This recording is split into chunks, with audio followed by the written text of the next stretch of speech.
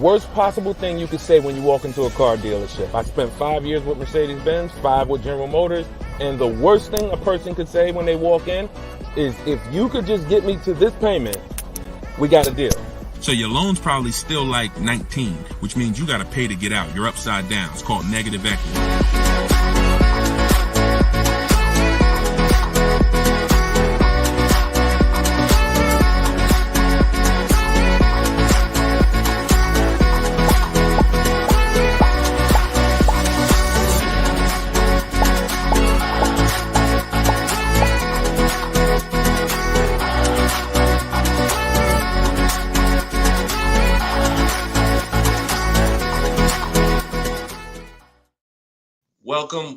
Welcome to episode 10 of Car Shopping Questions and Answers. I'm your host, Deshone the Auto Advisor.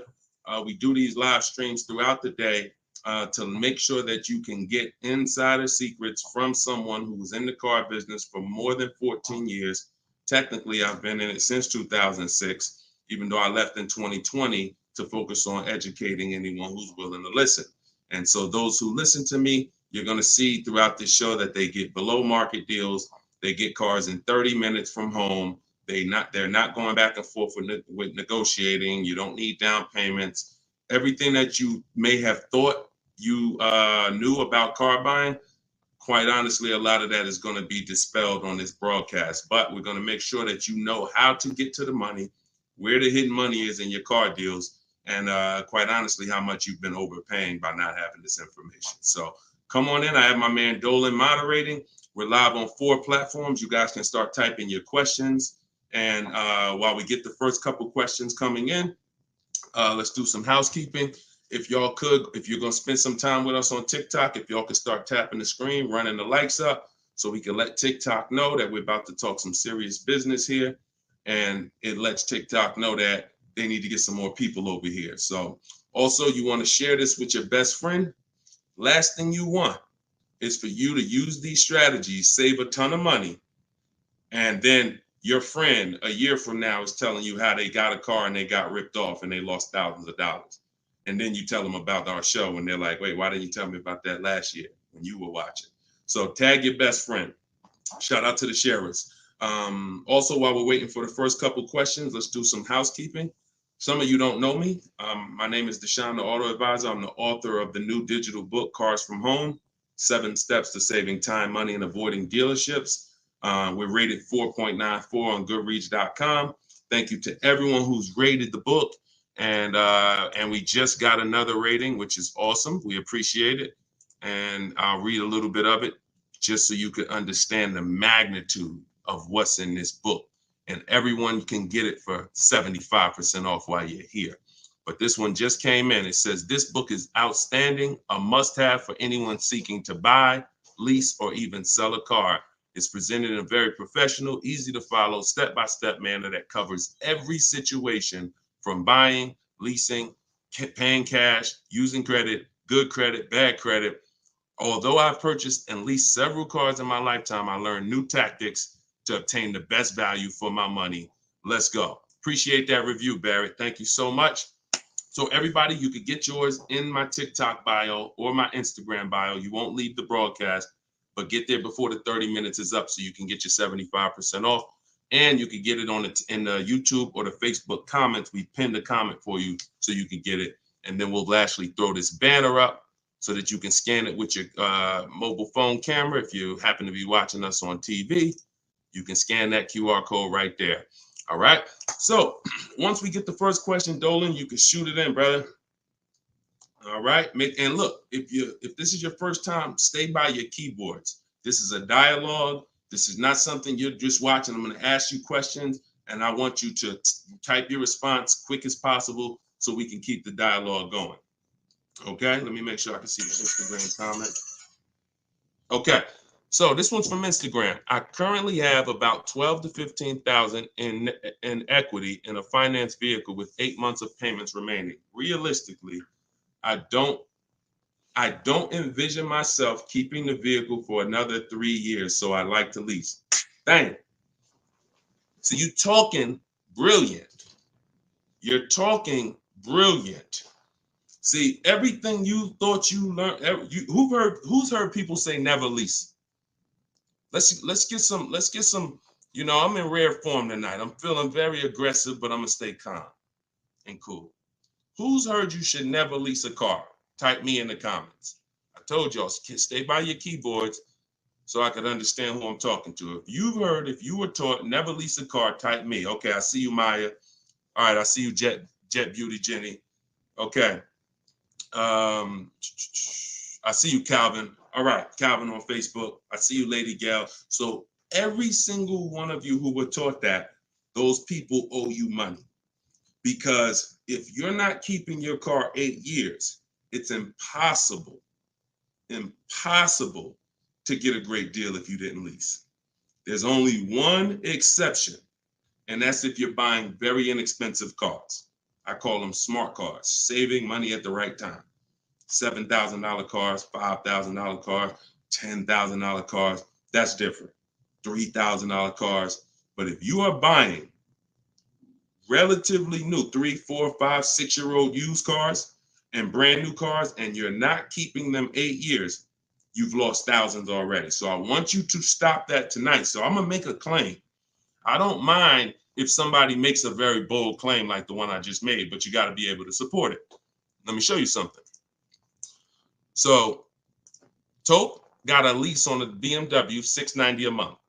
It's a $54,000 car. Now somebody else might have that car just like that.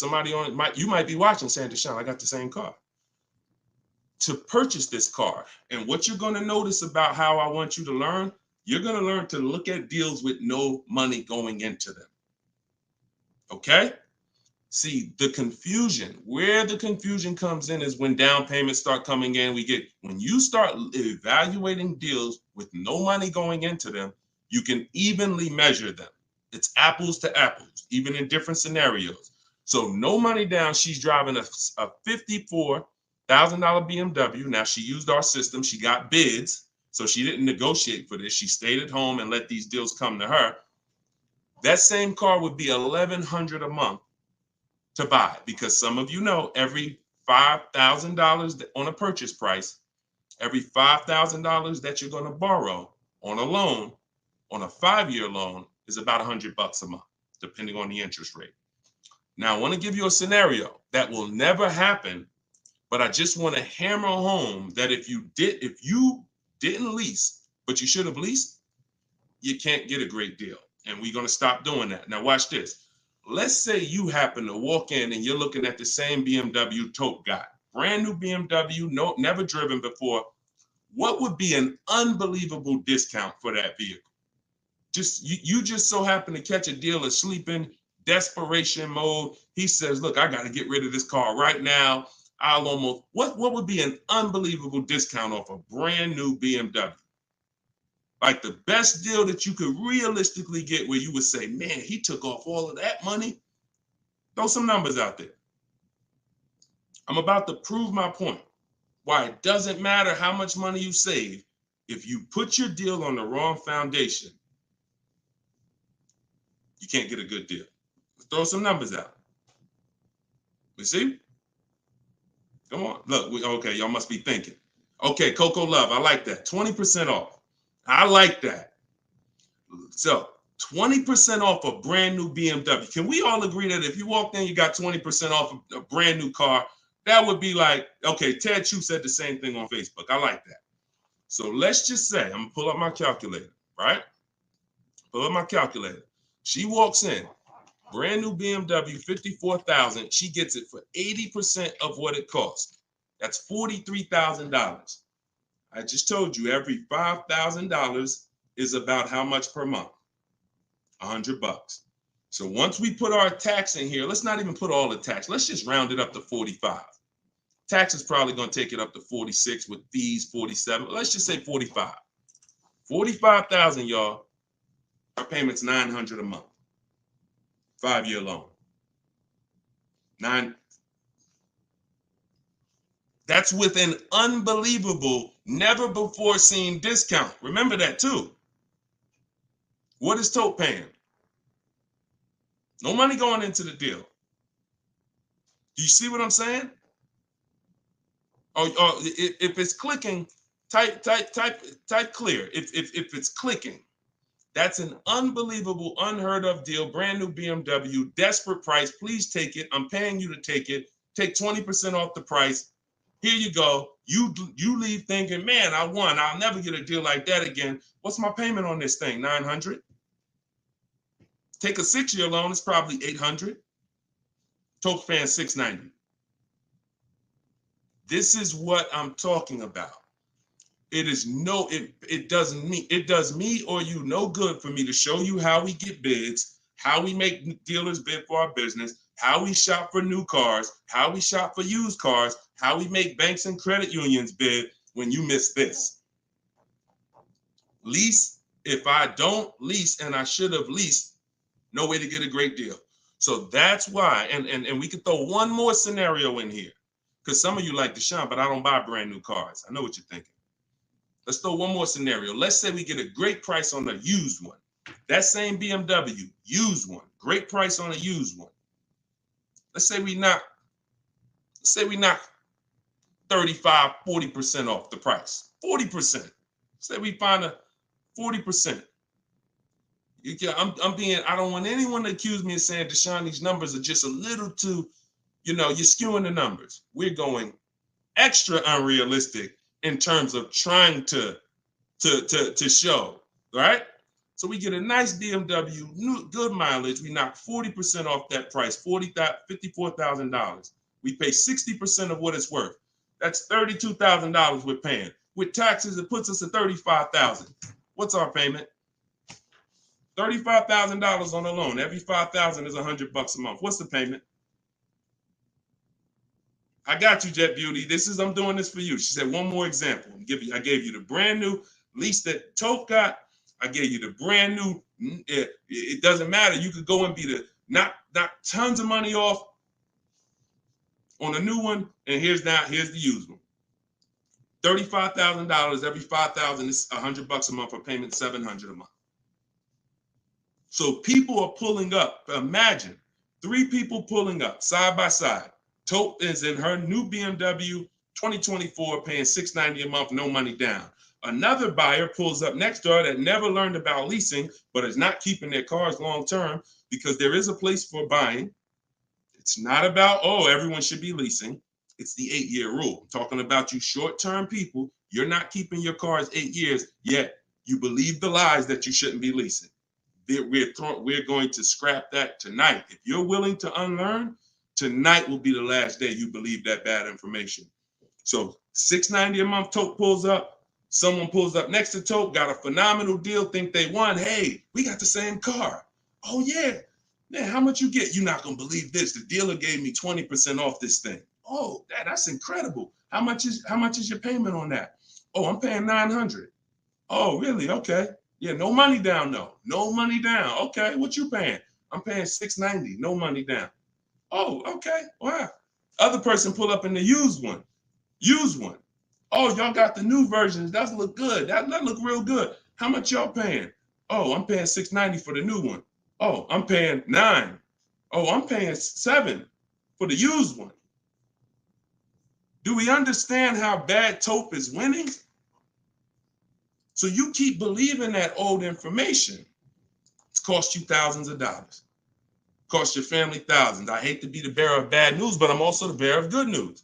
Because if I don't tell you, who's going to tell you? At least now you can actually make the changes and actually change your behavior and stop listening to people who rant about things but never talk numbers. Never talk numbers. They just rant and say, don't do this. Always do this. Never talk numbers though. So this is it. First step, I'm glad this is all based on this first comment we got from Instagram. Don't envision yourself keeping the car 8 years, even 3 more years, then you need to be switching to a lease tomorrow. No point in staying in it. No point in staying in it. All right. Go ahead. Shoot the next question up, Dolan. I think we went deep enough on that first one. Okay. This is the 7 p.m. live show. This is our first live show in the evening. If you see the banner on the actual show, that means we rebroadcast it, because we do rebroadcast these shows all day, so you can tell your friends, even if they can't catch us live, they can watch the show. But yeah, right now we're live, so keep typing your question. Look, Marika said, "Wow, I understand. I understand. You're pulling back the veil." All right, this one's from Instagram. What's your opinion on the current car market with leasing? See, I can show you better than I can tell you. Those who don't know how to get great deals, there's no deals to them. We've been hearing this since the very, very beginning. When I started teaching people in 2021, we were hearing there's no deals out there. Felicia came in. She was our first person to use my stuff. She got a BMW X1. And she got it $1,950 off. That was in January 2022, middle of the pandemic, when there was blood in the street.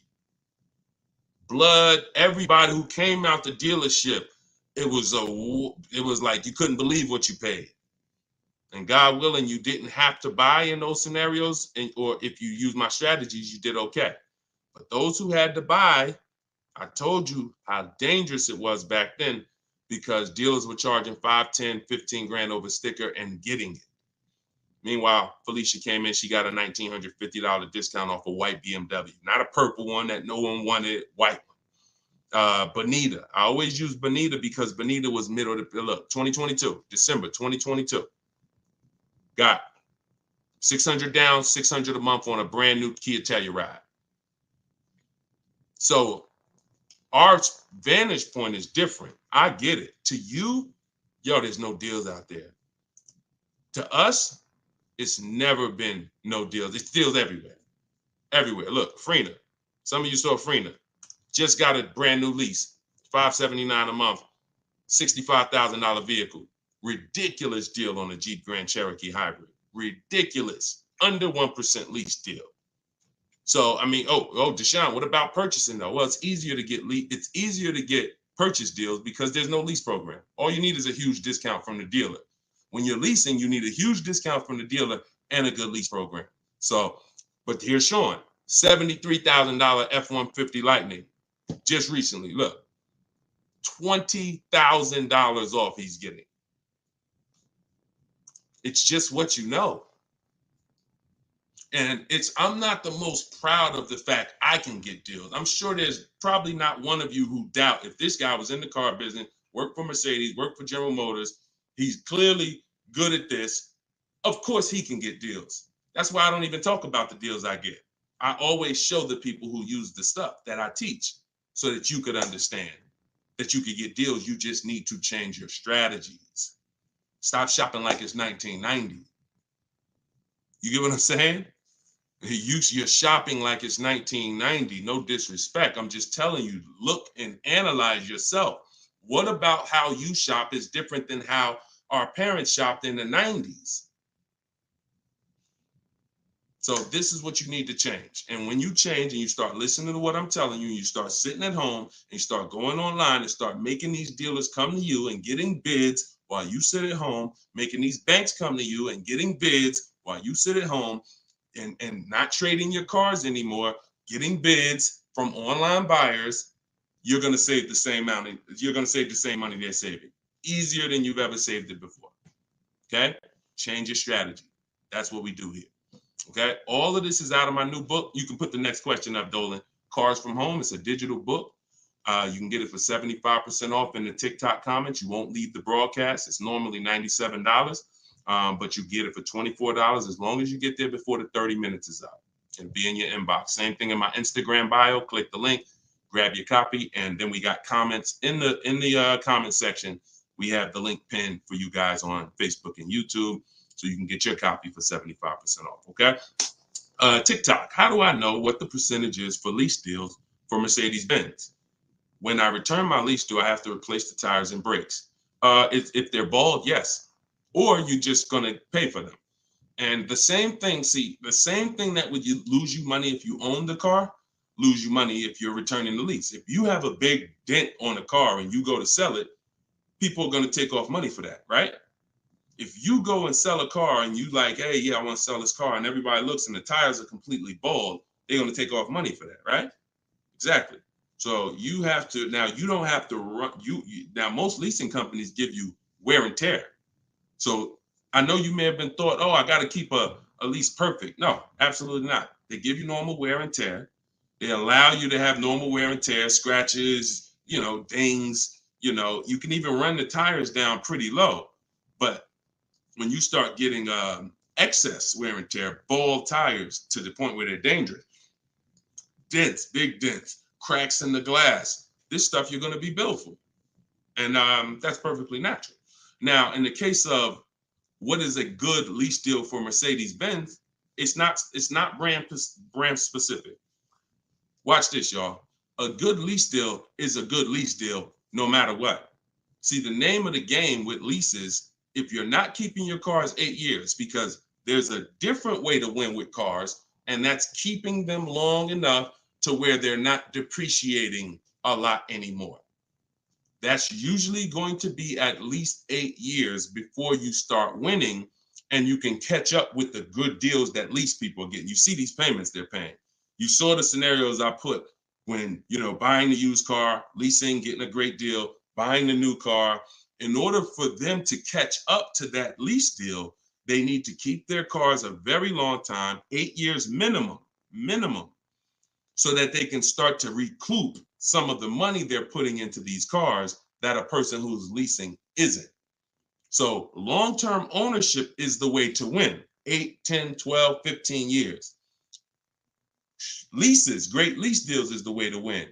But that middle stuff, buying cars, switching them in 2 years, loss. Buying cars, switching them in 4 years, loss. 6 years, loss. Leasing the car and then buying it, so you go from a lease to a purchase, different, loss. You're stuck in the middle. So when we're looking at lease deals, y'all, we're using an old principle, which is the 1% rule. The 1% rule on great lease deals has always been around. As long as I've been in the car business, it was around. So if your lease deal was 1% of the MSRP of the car with no money out of pocket, you stole the car. You stole the car. And I got tons of those deals. I never paid more than that. Before 2019, that was my last time I leased, I had 4 Infinitis, and I had 2 Pontiac G6s when I was with GM, and I had a Jeep Grand Cherokee. Those are the cars that I have leased. Matter of fact, I only leased one of the Pontiacs, then I bought a used one. So I had 1 Pontiac, 4 Infinitis, and 1 and 1 Jeep. 6 leases I've had, all under 1%. So that's a steal.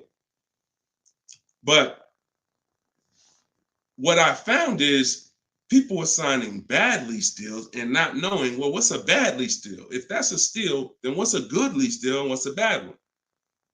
The only parameter for a bad lease deal is you paid too much for a car you're giving back.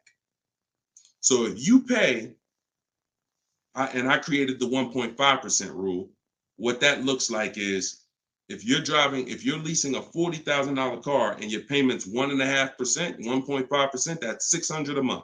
That is the max. Because when you multiply that by 36 months, you're $21,600. On a $40,000 car, once you take your taxes and everything, you're probably about 44. So paying 21 over 3 years, not that bad. That's the max though. That is the max. Max, you don't go into a dealer, hey, man, you got to get me under 1.5%. No one who's learning from me has a goal to be at 1.5%. If that's the best deal out of all the offers we get, then that's different. But once you go over 1.5%, look, $650 a month, that same car, you're paying $23,000 for. You're paying more than that for a car you're giving back in 3 years.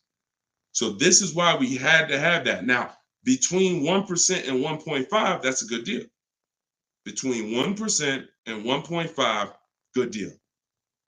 And what's going to dictate where you land on that spectrum is if you're getting bids, because you're not going to get the lowest price from a dealer without getting at least 5 offers. I told you, 80% of dealers are overpriced. Remember that. If you can grasp that, I want you to type the number 80, because you need to understand 80% of dealers in the country are overpriced.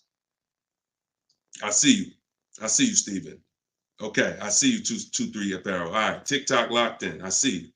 Okay, when you get that, then you're going to be much more aware that I see you, I am Tashan F. Sir. You're going to be much more aware of why you cannot walk into a dealer thinking you're going to get your best deal.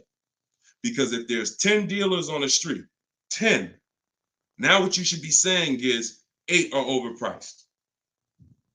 So I can't gamble and walk in and think, because you can't negotiate and win with an 80% deal. Because their prices are so high, even when you get money off, you still lose. So that's where, so it takes two things to get great lease deals. You have to get bids while you sit at home. You talk to all 10 of those dealers online. I have the best system for doing that. You could do it your way if you want, but you need to do it. In my book is my scripts and my websites I go to. I go right to the dealer's website. What we say, you just type in what you want. Everything is copy and paste. But you do this so that you can actually get the offers and find out of your 10 dealers, who are the 2 that are the best priced. That's the whole goal. So you need that to get a great lease deal, a big discount from the winning dealer, and then you need a good lease program. That's what dictates where you're going to fall in that spectrum. You can't get below 1% without a ridiculous lease program. They really want to move the car, but 1.2%, 1.3%, these are happening all day long on cars that you all day long. All right, next question, Dolan. All right, Deshaun, I bought the book and followed your instructions for lease deals. I got a 1% deal quote. It's the best system. Buy the book. Best $24 you can spend, right? Precision Sound. See, I swear when I was putting the book together, I priced it at $97 because I said this book is going to save somebody so much money. It's not fair to have it priced like other books. I got tons of books here. I'll be honest with you. Not many of these books have actually saved me thousands of dollars. A couple of them have. A couple of them strategy, but they serve a different purpose in my life. This will be the book that you look at and say, that book right there saved me thousands and thousands of dollars. So that's the reason why it's $97. But you know what? I'm an author. I said, let's do a special thing. Everybody who jumps on the welcome offer, you could get it for the price of a regular book. There you go. But I'm glad. 1% lease deal. Congratulations. Great job. Enjoy it. Enjoy it. All right, next question, Dolan. Can you use your system out of state? Ted, great question. You're going to find that you're going to become very comfortable dealing with dealers out of state. Because, and I'm going to tell you the truth, a lot of dealers that are close to you, when they see your zip code, they've already determined and made up in their mind how much they're going to discount, or if they're even going to discount, based on where you live. If you're 20 minutes from them, why do I need to give you a discount when I know the average person shops 2 dealers before they buy? Now, I don't want you to be average. Let the average people get average deals and above market deals, but you're not going to get below market deals doing average things. I'm going to say that again. You're not going to get below market deals doing average things. Most dealers know, this is NADA research. This is the company that studies car buyers. People shop 2 dealers and then they buy. So if I'm sitting here watching you and I see your zip code, I'm not going to give you a great, especially if I'm an 80% dealer, forget it. But when you start talking to these dealers that are 45 minutes away from you, an hour away from you, now they'll never see you without the online tools. And what we want to do is these smaller dealers that are usually that don't have the foot traffic, we want to give them the opportunity because they want to be able to compete with the dealers in the city. And if it's up to walking in, they'll never have that opportunity. But when it's online shopping, they get the same opportunities, and they will sometimes take that opportunity and make sure they beat their competition. Going back to Sean's deal, very important to see this.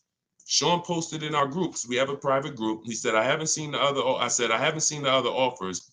This is when he showed me he was saving 20 grand. And he said, you know, what do you think about this? I said, you're saving 20 grand. But I said, I don't know what the other offers are. Because what if you could save 25? Don't get excited about one offer. You got to get 5. I sold a car, a Maybach, and years ago, it had a $20,000 rebate on it. What if this car had a $20,000 rebate? We don't know. So he said, look, I got 15 offers. See, the difference is when you're using an online system, you sit at home and you start learning how to go on these dealers' website, copy and paste what you want and get these offers. You're going to be like, dang, I could get 5 more offers just like that. So he got 15 offers. Now check this out. This is what's important about this question you just asked, Ted. I couldn't find anything under MSRP locally. He expanded his search to 150 miles and he found this deal. So a dealer that was over 100 miles away from him made him this offer. None of the dealers close. Very important. So you want to get comfortable shopping out of state. And when you know how to do it the right way, especially on new cars and leases, it's easy because it's new cars. They're cookie cutter. You know, everyone has the same. Little bit more precision when you're buying a used car. But even that, don't be scared. We've had plenty of people drive an hour to get a used car, hour and a half. If that's where the best price used car is, if I'm saving $4,000, I'm gonna go over there. I'm gonna get a hotel room for $60, and I'm gonna get my car. That's it. I'm going to where the money is, not staying here because I want to be comfortable and I'll just pay more because I just want to be convenient. You know what I'm saying? Great question, though. Go ahead, Dolan. Next question. Stephen, you clicked that picture of me. He said, what do I click to get the book? Click that picture of me. Even on Instagram, there's a picture of me at the top. And you can go right to that website and you'll see a button at the top that says get the book for 75% off. So get your book before the 30 minutes is up so you can get your 75% off. This is Thomas on Facebook. What's your opinion on military members using this method? I move every 3 to 4 years. So do you think it's wise to get rid of my car note to own and lease? It's a great question. You need at least 3 years. If it's 3 years, that's fine. I don't want you trying to worry about breaking a lease contract 3 years in. 2 years in or a year and a half in. If I knew it was shorter than that, then I wouldn't be investing a lot of money in cars.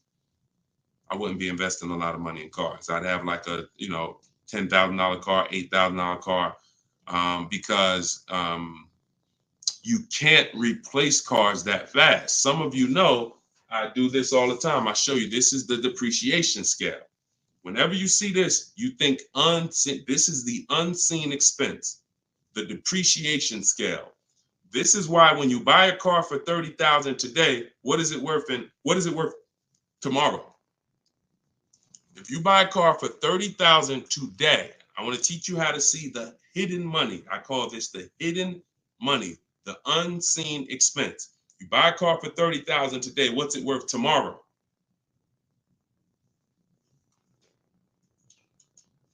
Throw some numbers out there. Let's see Instagram.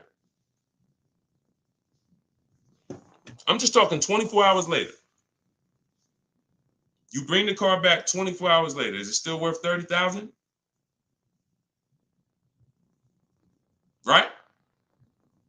Look, iHeart said 22. Maybe not that much the next day, but you could be. You could be 25, 29. Look, it's worth less, right? So now that's the beginning. Now you park that car outside your driveway a year. Don't touch it. Don't drive it. You paid $30,000 for it. Come back a year later. What's it worth? Now we're getting into those 25s, 22, 20. Look, you never drove it. You didn't drive it one single mile. That's what we are. And look, that's happening the first 5 years that you have the car. Now, there's one exception, Thomas, if I'm you.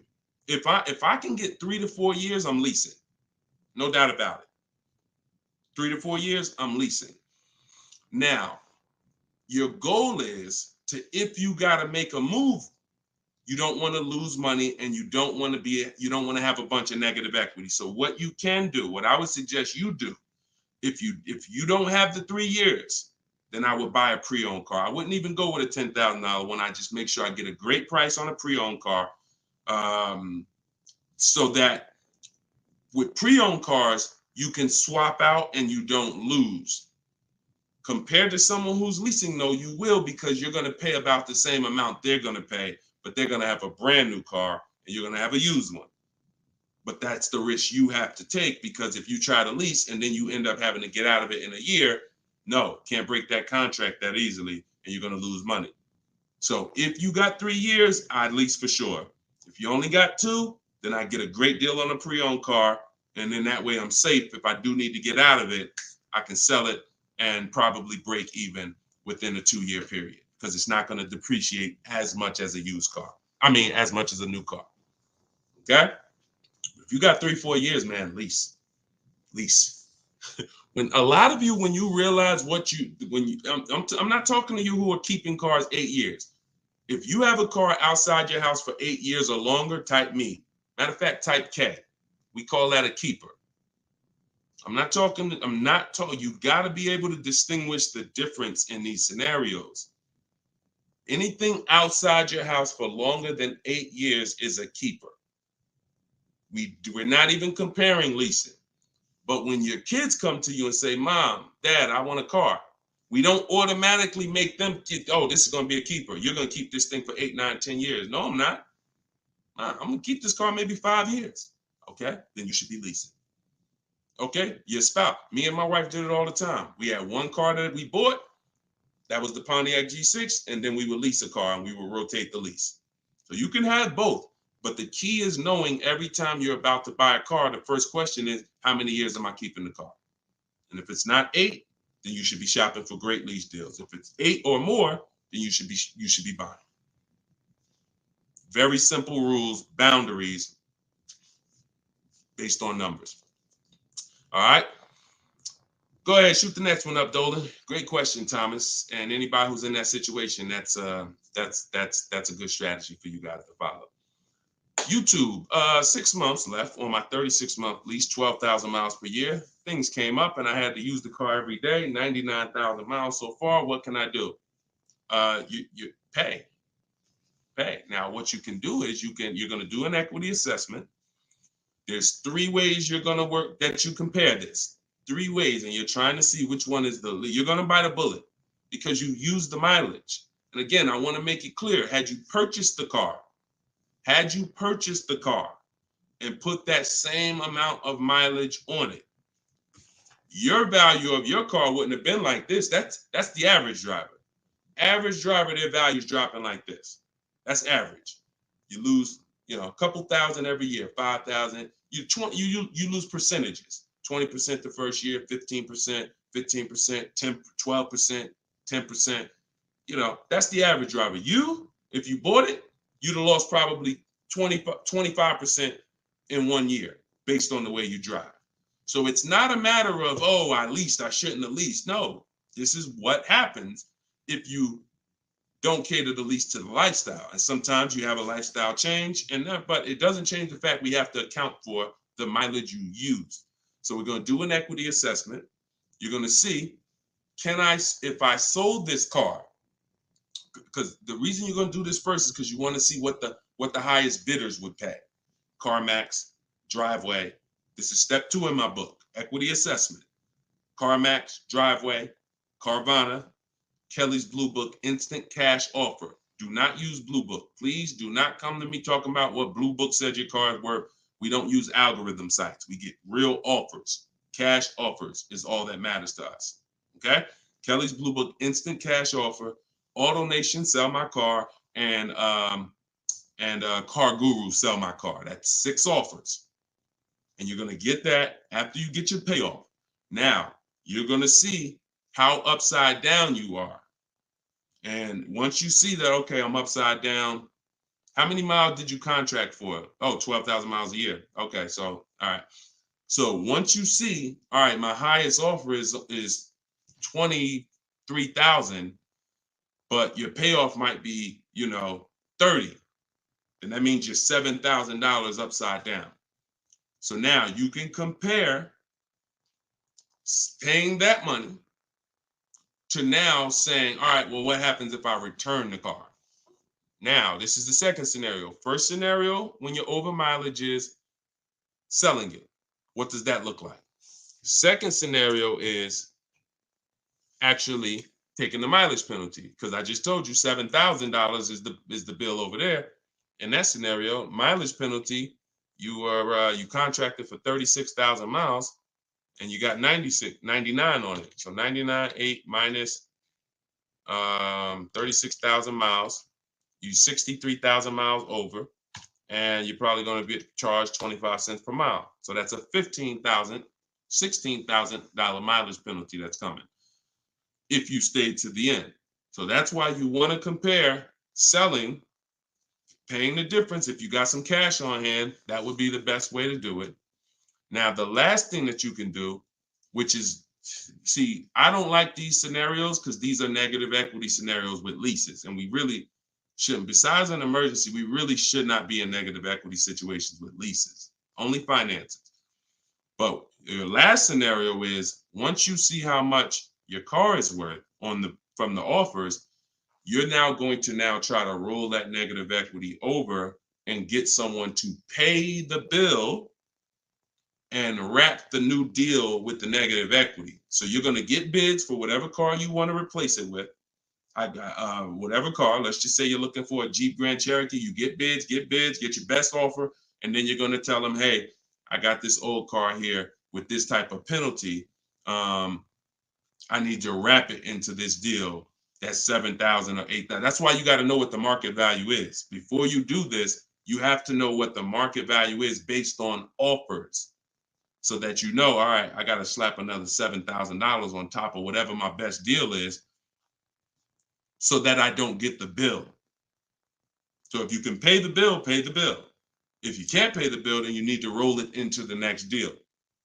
But the last thing you want to do is drop that car off without doing what I'm telling you, because once that car is grounded, the bill is generated. It's nothing out of it. So everything you have to do is now, because if you ground that car with that mileage, the bill is automatically coming. There's nothing you can do to get out of it. So follow those steps, do the equity assessment. And when you are on those websites I just told you about, if you have a lease, it's going to ask you, are you leasing, financing, or own? Put own. I'm just telling you. I'm telling you, if you have my book, I explain why you must do that, but I don't have the time to go into detail of why you must do that right now. Okay, just when you're on those websites, put own. And if you have my book, then I'll be walking you through this step by step. But you're more, if this ever happens again, you guys look at this early. You look at this when you're a little bit over miles, not this much over miles. And listen, I know you may have not known, maybe I understand. But for future reference, we want to choose our mileage carefully. And if we find ourselves going over by thousands and thousands of miles, we want to make a move and do this same scenario sooner than later. Okay? Best thing I can tell you. You got to bite the bullet. We just need to find the smallest bullet to bite. Okay? All right. Next question, Dolan. That's a good one. Common situation. All right. All right, go ahead, Dolan. All right, here we go. This is Ted. A couple other things real quick. I'm upside down in my current car loan, but the payment is cool. Still want the same or lower payment on the next purchase. Is this covered in the book? By the way, I already copied the book just in case I have to pivot. Wonderful. Wonderful. So I think you said you were switching to a lease, right, Ted? But you're upside down. So if you are in a finance, what you're going to find with great lease deals is you can usually switch, and if you use what's in that book, get your great lease deal, you'll usually even bring in some negative equity over, you're still going to be in a comfortable payment range, because a purchase is so much higher than a great lease deal. So a purchase, unless you put a ton of money down, a purchase is just so much but you can't control that. All you can do is do your equity assessment, like I'll walk you through in the book, and then determine what you're going to do with the negative equity. Pay the difference or transfer it. And once you're transferring, you get your bids, and then you bring your negative equity on top and you see what it is. There's no point in worrying about what you can't control. But I can tell you that most times, switching from a lease to a finance to a lease, you're getting more car and you're usually dropping your payment, especially if you buy new cars. If you buy new cars, forget it. You're dropping your payment dramatically.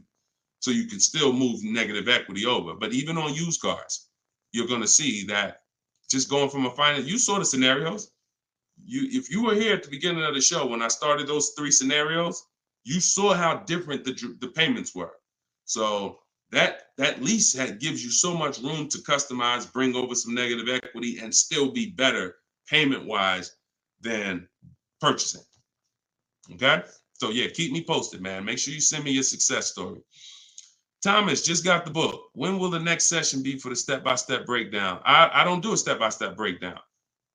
Look, I'm talking to the public, and here's what I won't do, because it's just not fair. I'm not going to spend a lot of time talking to people who have the book, because the book is step by step. Every now and then, Dolan pulls a question in, great, but I'm talking to people who don't have the book. I'm not going to make the whole show talking to people who have the book, because quite honestly, like I said, I got a lot of books up here. I can't talk to one of these authors. If I'm reading something from, this author over here, but the book is set up in a step-by-step way. So just use it and win with it. All right. Go ahead. Shoot the next question up, Dolan. It just would be corny. That'd be corny. Oh, he's only talking to people that got his book. No, we're not doing that. DJ Flair, YouTube. I haven't gotten APR under 1.4 on a lease. Should I settle? How many offers do you have? Now I'm looking at the comment section, DJ Flair. I need you, if you're going to ask a short question and then I'm asking you a follow-up question, I need you to type fast. And that's a quick look. Number, send. 3, send. 1, send. You know what I'm saying? I can't spend too much time if you're not right close to your keyboard. So okay, let's put it like this. If you don't have, I see you, Coach Troy. Thank you so much. Thank you to the people who support the broadcast too. I appreciate it. And shout out to the sharers. Shout out to the sharers. I see you, Body Gang Nunu. Thanks for everybody that's sharing the broadcast. Your friends will be mad at you if they find out you've been using this stuff and you didn't tell them, especially your best friend, your closest friend. If you've been using this stuff and you didn't tag them, go ahead.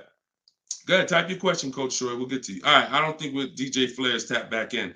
So here's the thing. The only time we're settling on any lease is when we have at least 5 offers. Because when you shop the right way, and anyone who shopped using my stuff can attest to this, when you shop the right way, you're going to see on a regular lease, any vehicle you name, you're going to see $150 to $200 a month difference. I told y'all, I'm not just telling you 80% of dealers are overpriced. You're going to prove it to yourself. 80% of dealers are overpriced, and you're going to prove it to yourself when you look at all those offers and you see that one dealer is at $450, another dealer is at $490, another dealer is at $530, another dealer is at $590, another dealer is at $6. We've been doing this. I've been working with people since 2021. I got over 1,600 people in my personal, coaching program, and we got thousands of people that have the book. So when we get the offers, that's what we see. So the only way we will settle on a 1.4% lease is if we know that's the lowest offer in the market. And the only way we know it's the lowest offer in the market is I'm looking at the other lease deals. Oh, that one's 1.5. That one's 1.7. That one's 1.75. That one's 1.8. Now I know 1.4 is the deal. Let me get this up out of here. This is a great deal on this particular car. That's the only way. Okay. Next question, Dolan. Great question. I'm on the fence about joining maps for my truck purchase. Can you elaborate on how it's different than following the book? I don't even talk about maps on here.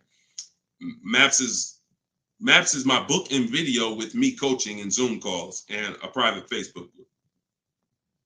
Totally different. And again, that's another reason why I can't get too big into giving questions and answers. Look, the book is there. It's $24. It's step by step. People have used it, gotten to success. That's why we're rated 5 stars, 4.94. But that's why we're rated high. That's why people are writing me. Look, we just got this today. So when I get this stuff like that, the only time I'm going to engage with thousands of people who got the book is when I know the book is not really complete. It's not complete, but we know the book's complete. So when Tiffany sends me this, look, I just got this from Tiffany. Look, I believe we got a great deal. Look, 2024 Mazda CX-90, $44,820 on the sticker. Discount was $6,530. That's ridiculous. That was her best offer of all her bids. $65,000. She saved 15% off the price of the car. Brand new car. She just sent me this. So some people are like, Deshone, you know what? I can follow the book. This is my thing. You laid it out step by step. Step 1, 2, 3, 4, 5, 6, 7 is delivery. Step 7 is literally getting ready for delivery. So, but Maps is totally different. Maps is the program I launched in 2021 that I work personally with people. We do coaching calls, and we and everything in the book is in video form. So you're not reading, you're just watching step-by-step video. So you could email me about that, and we can talk about that another time. All right?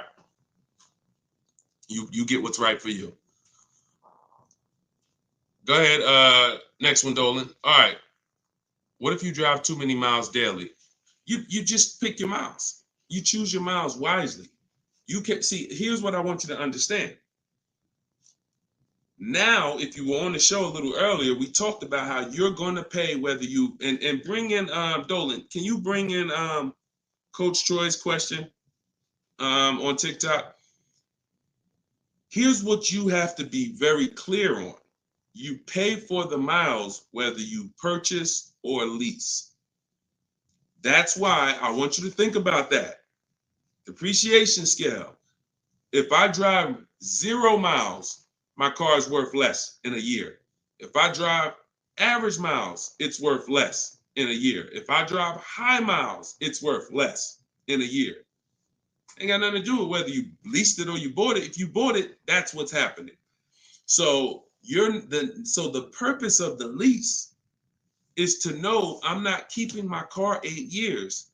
So I'm going to look to replace the car while it's dropping in value like this. If I buy it, this is year 1, this is year 2, this is year 3, this is year 4. Once you get about year 6, it starts to round out. You're losing less value, year 7, year 8.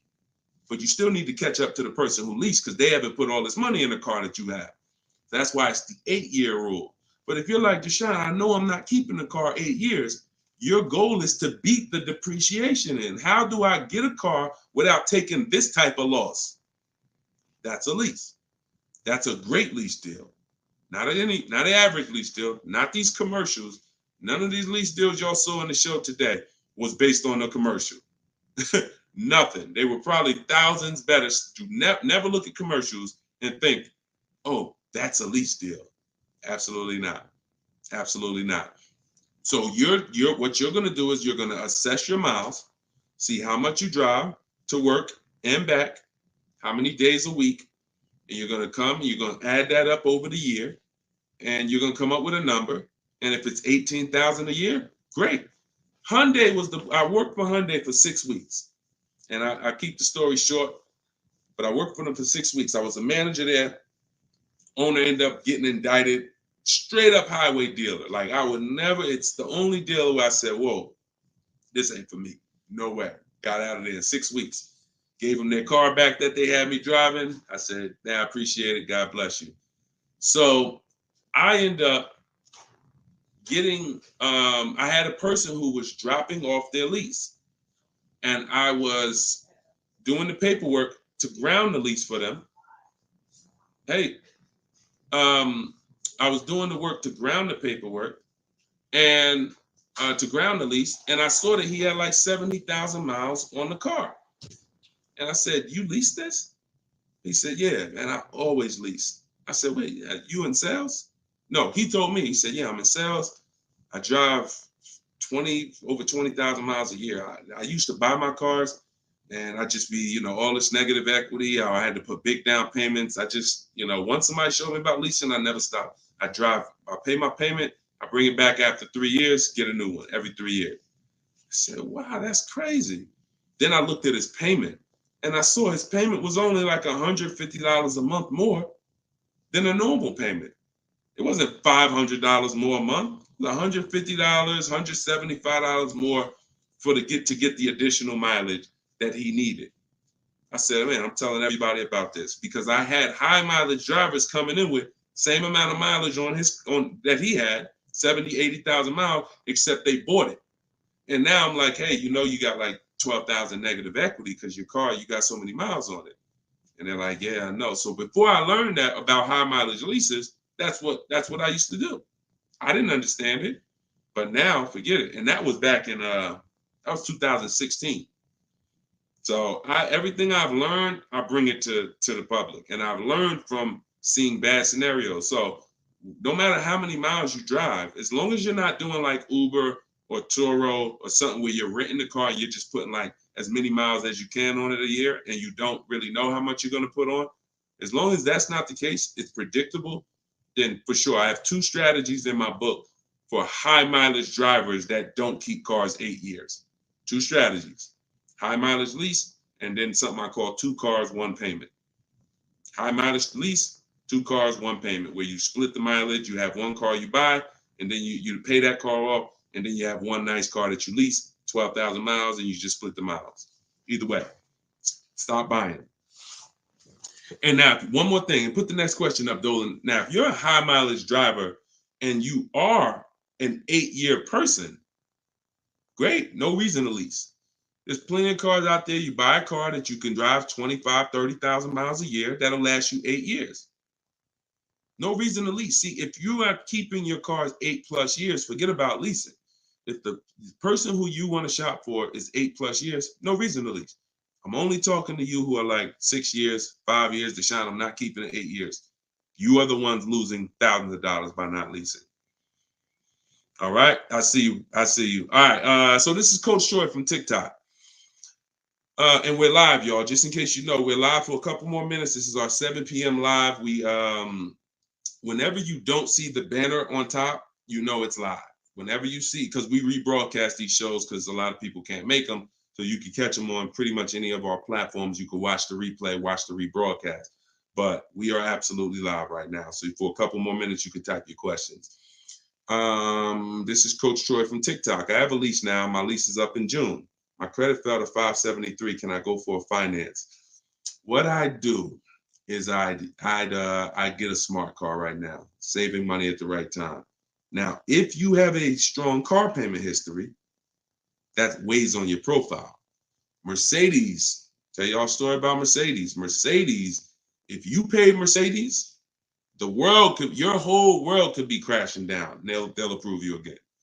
So I would have people come in and say, Deshaun, or they'll call me and say, Deshaun, my credit's not where it was when I got the Mercedes a couple years ago. What do you think? I said, well, how was the payments on the Mercedes? I never missed one. You're good. Maxed out credit cards don't matter. They look at that.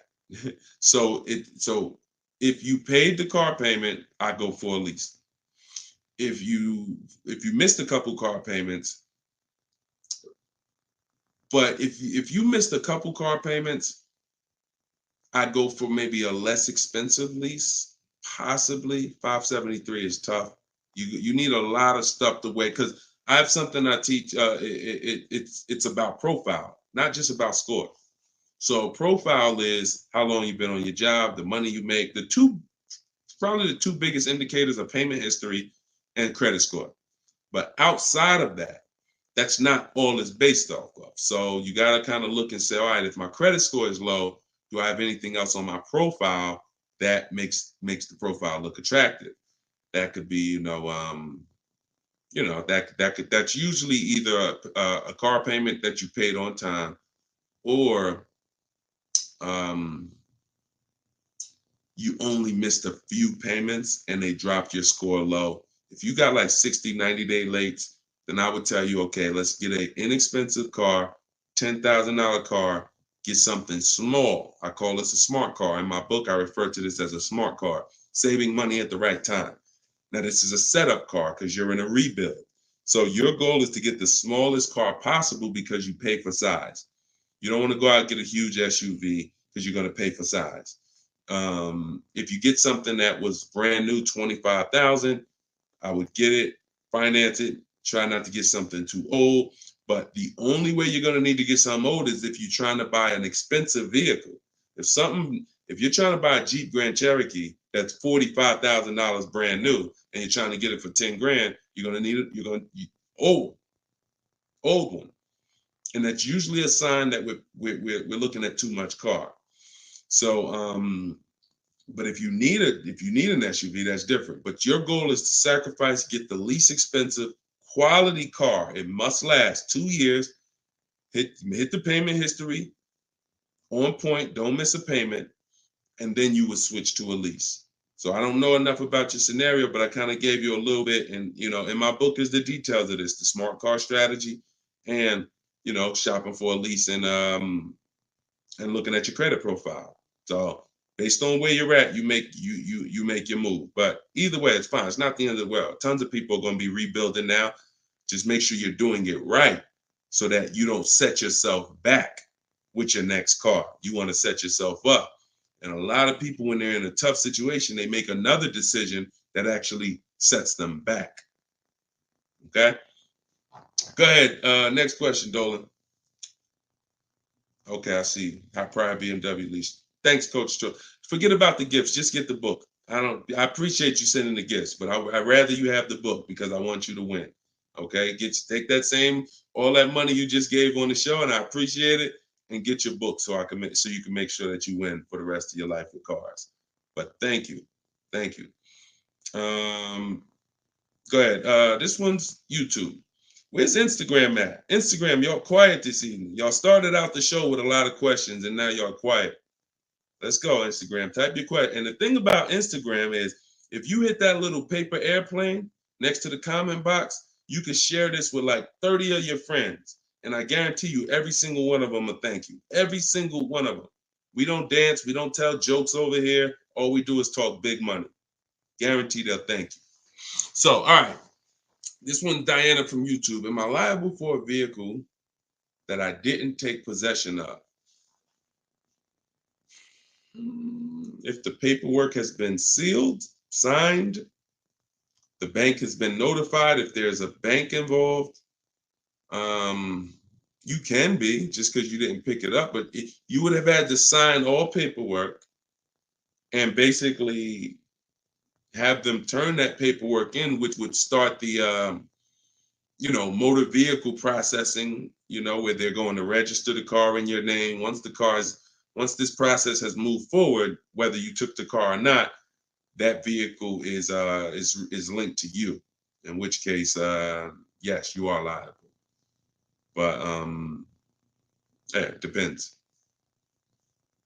I hate buyer's remorse. Buyer's remorse sucks, y'all. Buyer's remorse comes. You only get buyer's remorse two ways. You got a bad car or you got a bad price, or both. So you need boundaries to get good cars, quality cars. Choose the right cars that you're gonna like, gonna love, gonna enjoy, so that you don't regret the car. Boundaries to make sure you get a quality car, not a car that's gonna be in the shop, not a car that's gonna break down. Boundaries. You need strategy to make sure you actually get enough offers, so when you accept the offer, you paid the lowest price possible. Offers. So those two things, two types of buyer's remorse: the car and the price. The car, that you're shopping, how you shop, choosing cars, taking your time, knowing what websites to go to make sure the car is quality, going to test drive the cars if you're leasing or buying a new car. That's the shopping boundaries. That's how you make sure you don't get a bad car.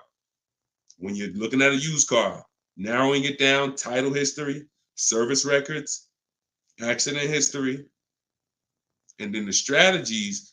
The other buyer's remorse is, I don't like the price. I think I could have paid less. I think I'm overpaying.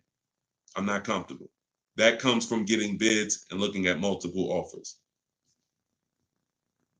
Got to use this. If you don't use this, that's going to continue. It's impossible for you to eliminate that without those two strategies. Boundaries, shopping strategy. Okay? I hate buyer's remorse. Go ahead. No problem, Coach Troy. I appreciate you. Go ahead, Dolan. Next one. Okay. Oh, we got another success story. Let's go. Okay.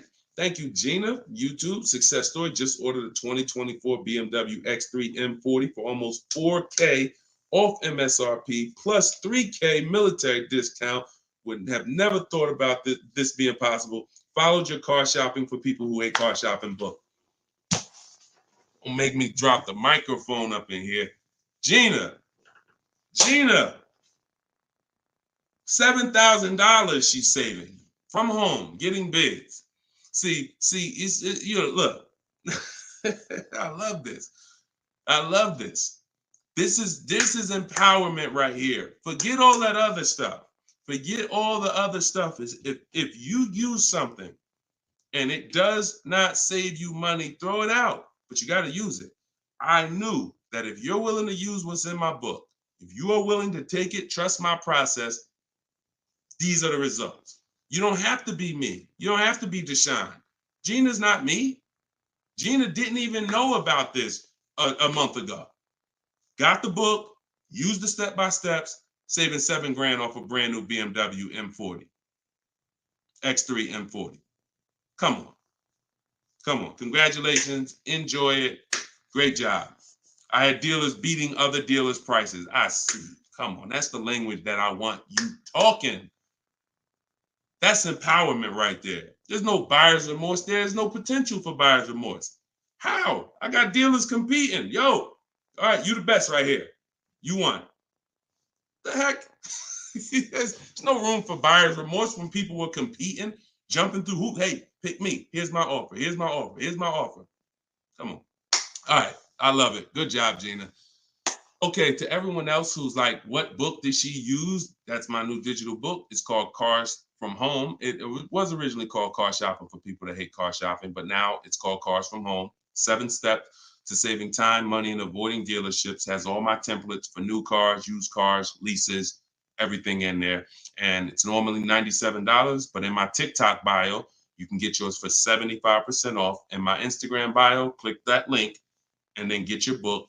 You'll pay $24 instead of $97. And in Facebook, YouTube, we got the comments. We got a comment pinned for you guys to get it. Go to deshonesbook.com right there on the screen. Or if you're watching us on TV, you can just scan that QR code with your mobile phone. I want the success stories. I love the success stories. Love it. All right, go ahead, Dolan. We got a couple more minutes. Go ahead. Next one. Okay, this one's Maria from Instagram. Apologies. I had to serial earlier, so I probably missed the answer. Do we include the fees into the payments when calculating the 1.5% rule? Absolutely. Now, the simple way is you don't have to worry about the fees. You're getting offers. Here's all that's important, Maria, when we're getting our lease offers. Total out of pocket is first month's payment only. If someone submits a deal with no first month's payment, you $2,000, $3,000, because some of them will do that. Can you please resend the offer with just first month's payment? Then 12,000 miles per year. Then we're getting at least 5 offers. And then what we're doing is we're dividing the monthly payment into the MSRP. Dividing the monthly payment into the MSRP, not the selling price. Doesn't matter the selling price. The selling price is what affects the percentage. That affects the percentage. You need the MSRP so you can judge the deal. MSRP. Divide that into the MSRP. That's all you need to know when looking at lease offers. So I can look at 20 lease offers from 20 different people. As long as they are using the format that I told them to submit me the offer in, I can compare 20 offers in 60 seconds, maybe 2 minutes. Boom, boom, boom, boom. All right, this dealer made the best offer. Very simple. Don't worry about fees with leases. Just do those percentages. Everything else will slow you down. All right, great question. All right, wasn't it fun? Look, Precision Soundworks said, wasn't it fun following his steps? I just gotta put that on the listen. This kid, oh man, come on. Wasn't it fun following his steps? Because you're in control. You're in control. It's fun being in control when you've been buying cars. You've been out of control for all your life. You felt intimidated. You felt like, oh, they're gonna get over on me. I'm gonna say the wrong thing. I'm gonna do the wrong thing. Now that's total opposite. You're in control, so it becomes fun. My man, I love it. All right, go ahead, Dolan. Okay, this one's from TikTok. My brother totaled my car with only liability insurance. What should I do? Talk to the insurance company. Being underinsured is a real thing. That's called exposed. You're out there with exposure. So liability insurance, yeah, and hopefully it was a very inexpensive car, like a $3,000, $4,000 car. You know, I hope you weren't. You know, hope it wasn't like a $10, $12, $15, $20,000 car. This is why insurance exists. I'm sorry to tell you, like that's some of the worst scenarios. But you know, being underinsured is a real thing. You know, so make sure you're using. I use a company called Insurify.com or Jerry to shop insurance. It shops all the companies for me because you should be shopping for car insurance every single time your car insurance is up. And you know, but yeah, you got to be properly insured because these things happen. Say, look, gap insurance. A lot of people don't know. People will say, "Oh, I won't buy gap insurance," or they'll say, "When I go into the office, never say no to everything." Well, if you needed gap insurance and or you needed the right coverage, we either get it from the dealer or we call our insurance company. There's other insurance companies that sell gap insurance, but before we get it from the dealer, we'll call our insurance company or we'll go online. But if you total your car and you owe 25, but the car's net value was 20, you got a $5,000 bill coming. Totaled your car, lost your car. Now here comes a $5,000 bill. Hey, what happened? Gap, exposed. So this insurance thing is very real. So please make sure. I mean, I hope it works out for you, but make sure you have proper insurance coverage. All right, go ahead, Dolan. All right. Great questions. Great questions.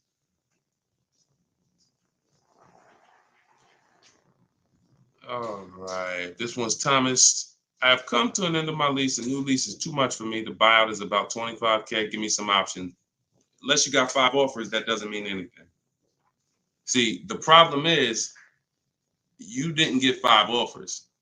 So you probably got a lease quote from an 80% dealer who you've been buying cars from, leasing cars from. You come in, hey, what's a new one going to cost me? They're trying to keep you high based on three years ago. Everybody was overpaying, and they're trying to keep you high. They're trying to keep their profit, and you look and saying, wow, the new one's 700. Nah, I can't do that. I guess I'm gonna do something different. Meanwhile, when you start getting bids, you'll see that maybe the best deal on that is 500. See, all of these deals that I'm showing you guys, you got to understand something. These are not deals that people are getting by walking into dealers. Look, this is Charles. He got a Hyundai Palisade, top 10 most popular SUVs in the country. $48,000 vehicle, $597 a month. $597 a month. Listen, and just so y'all know, we live right now. This is not a replay. So we are straight live. I want you to know when we're live and when you're watching a rebroadcast. Okay? Like, understand, this doesn't happen walking into a dealership. So when I usually hear questions like this, oh, I'm gonna buy the lease out, or hey, there's no deal, you know, the new lease payments are too high. No one who's getting multiple offers are saying that, because what you would be doing is you would be flipping to another vehicle. Before I go from leasing which is a value play. Leasing is driving brand new cars for pennies on the dollar. To go from that to buying a used car is an entirely different thing. Buying your lease is buying a used car. So when you do that, Alexis, just go to deshonsbook.com. Just type it into your browser. So when you do that, you're switching totally different strategies. But what I would do if there's a bad lease program, if let's say I've been leasing Mercedes-Benz for years and I go to get another one and I do all my offers and I see, oh, this is a bad lease program. It's over 1.5, 1.6, 1.7. No thanks. I'm going to go to my plan B car. I'm going to look at it, a plan B car, because every single vehicle has a different lease program. And sometimes you'll look at one vehicle and you'll think, oh, this is all leases. No, that's one vehicle. That's not even all leases in this dealership. This vehicle has a different lease program than this one. This trim level has a different lease program than that trim level. They're all different. So when we get locked in on one overpriced lease, especially if we didn't get 5 quotes like I teach,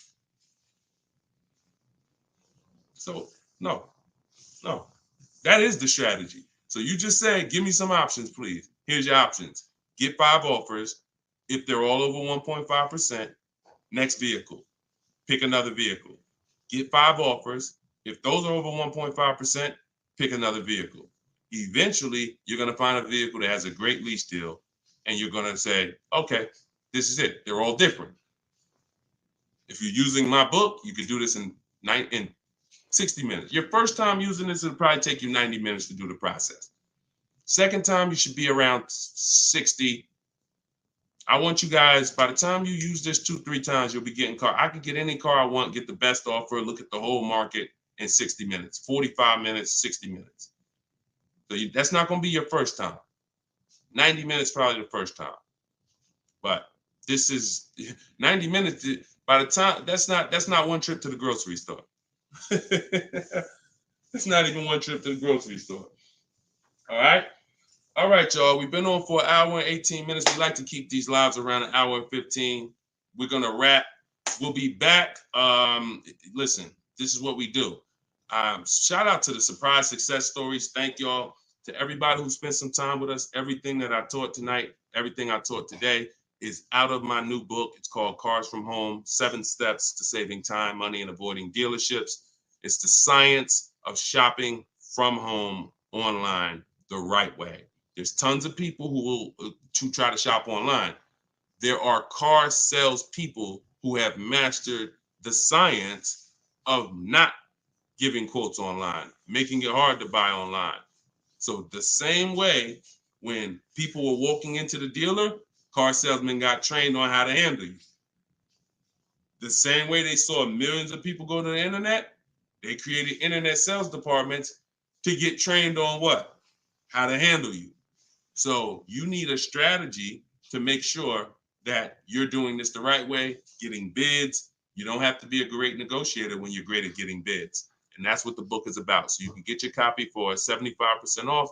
It's $24 in my TikTok bio or my Instagram bio or the link in the comments on YouTube or Facebook. And if you're watching us on TV, just scan that QR code with your phone. But we'll be back sometime tomorrow, depending on when you're watching.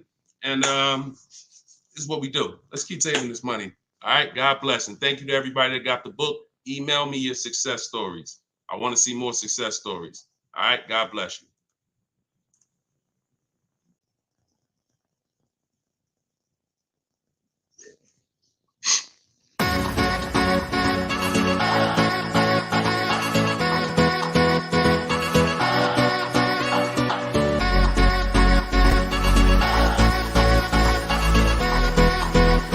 The worst possible thing you could say when you walk into a car dealership. I spent 5 years with Mercedes-Benz, 5 with General Motors, and the worst thing a person could say when they walk in is, if you could just get me to this payment, we got a deal. So your loan's probably still like 19, which means you got to pay to get out. You're upside down. It's called negative equity.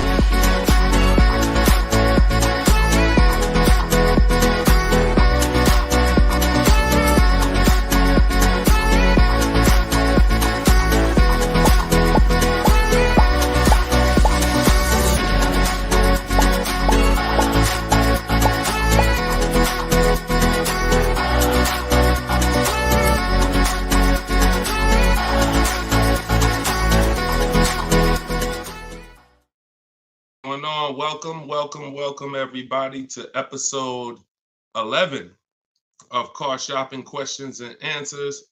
I'm your host, Deshone the Auto Advisor. I'm just sharing the broadcast onto Facebook. We're live on all 4 platforms: TikTok, Instagram, YouTube, and Facebook.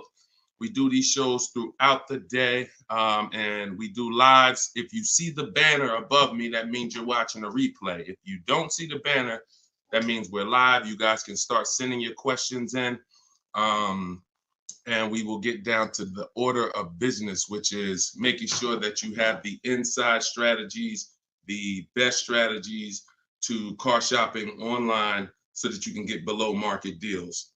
Good to see you, Miss Brooklyn. I see you on TikTok. Let me pull up Instagram. I like to see my Instagram comments. I got my man Dolan in the back moderating, and so he'll be pulling your questions in as you type them. If this is your first time on a live with me, can you type the number 1? First time ever on a live with us, can you type the number 1? And everybody who's been here, if you've been here before, can you type the word welcome so we can give a welcome to the first timers in here, to the people who've been here before. We got a lot of first time people. Good to see you. All right. And type a welcome to everybody who's been here before. Now, I always say you should share this with at least your best friend, because they will get upset with you if you start using these strategies, when you start using them and getting below market deals and they're out there fending on their own and overpaying. All right. So share this with your best friend.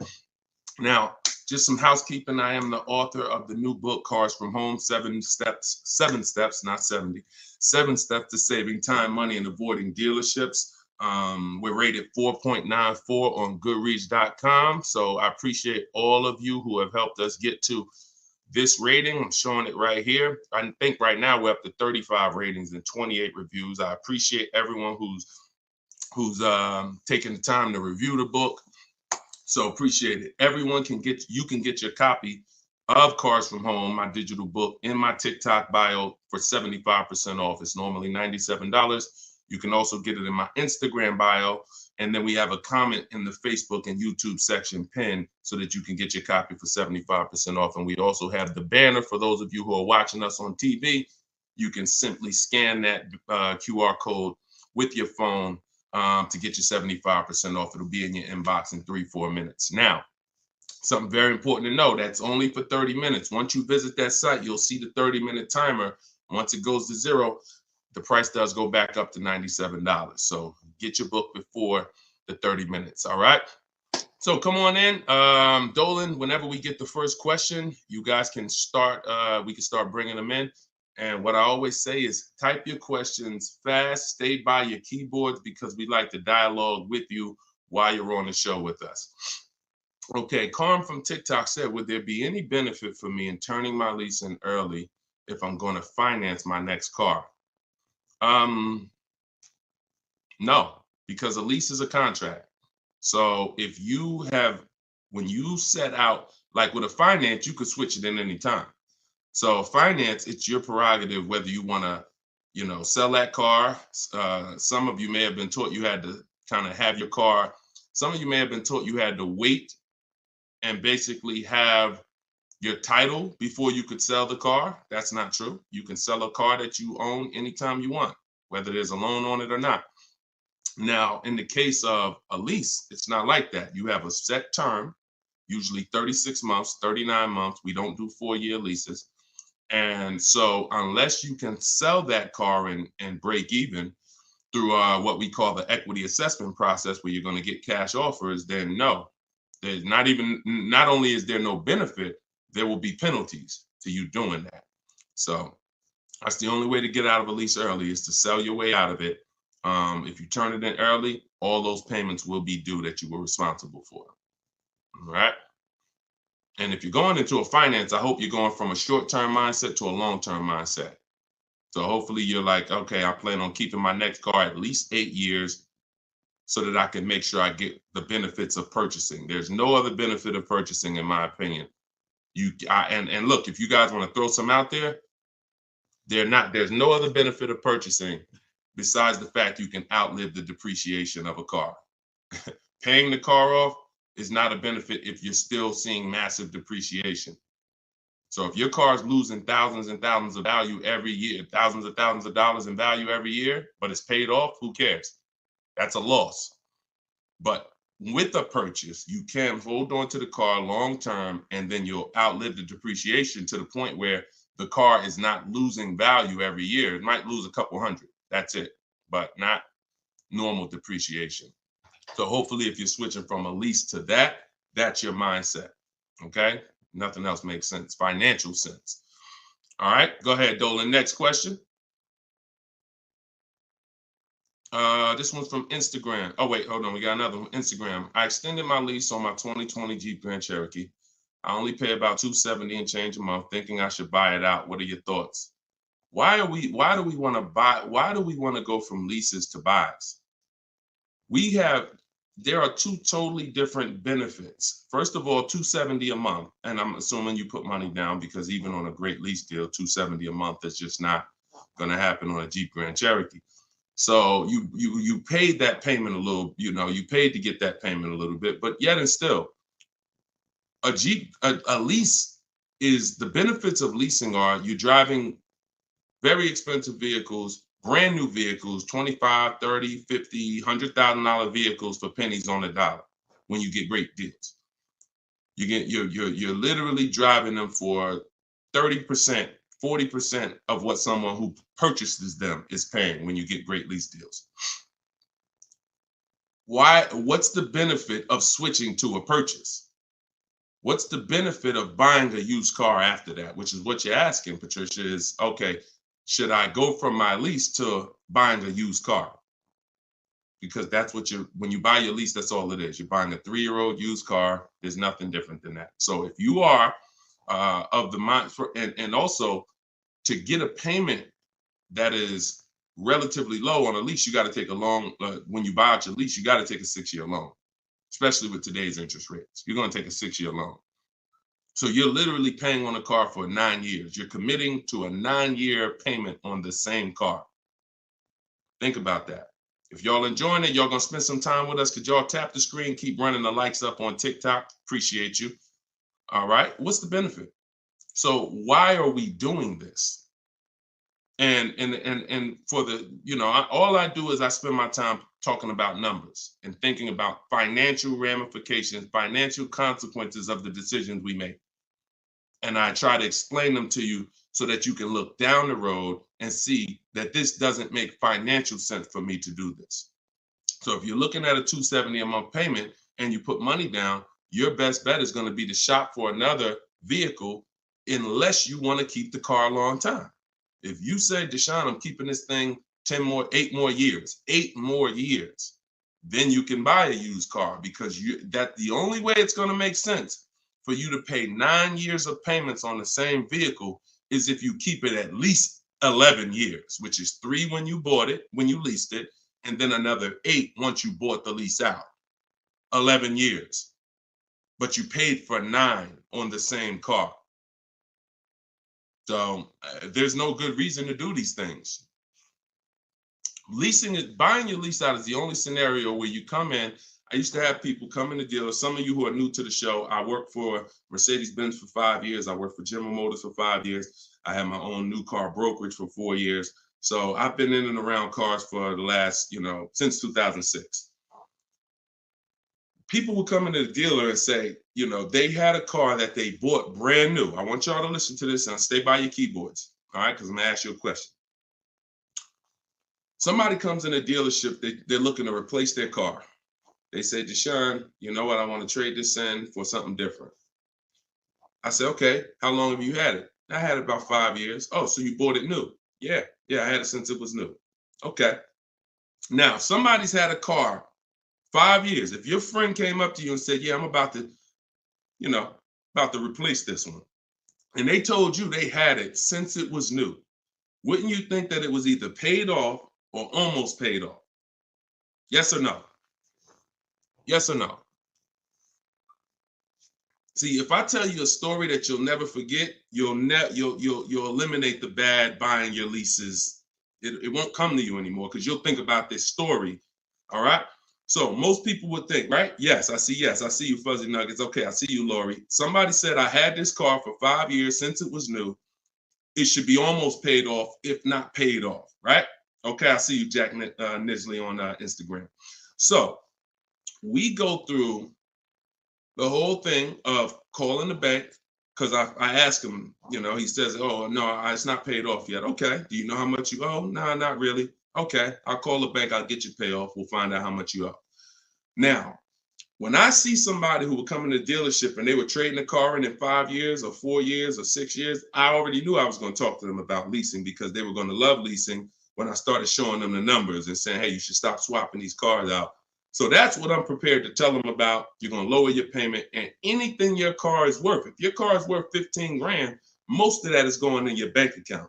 So you're going to pull all that money out, put it in your bank account. You'll lease the new car with little money. So I'm getting ready to drop good news. And I've done this for so many people, right? So I'm preparing to do this for this person.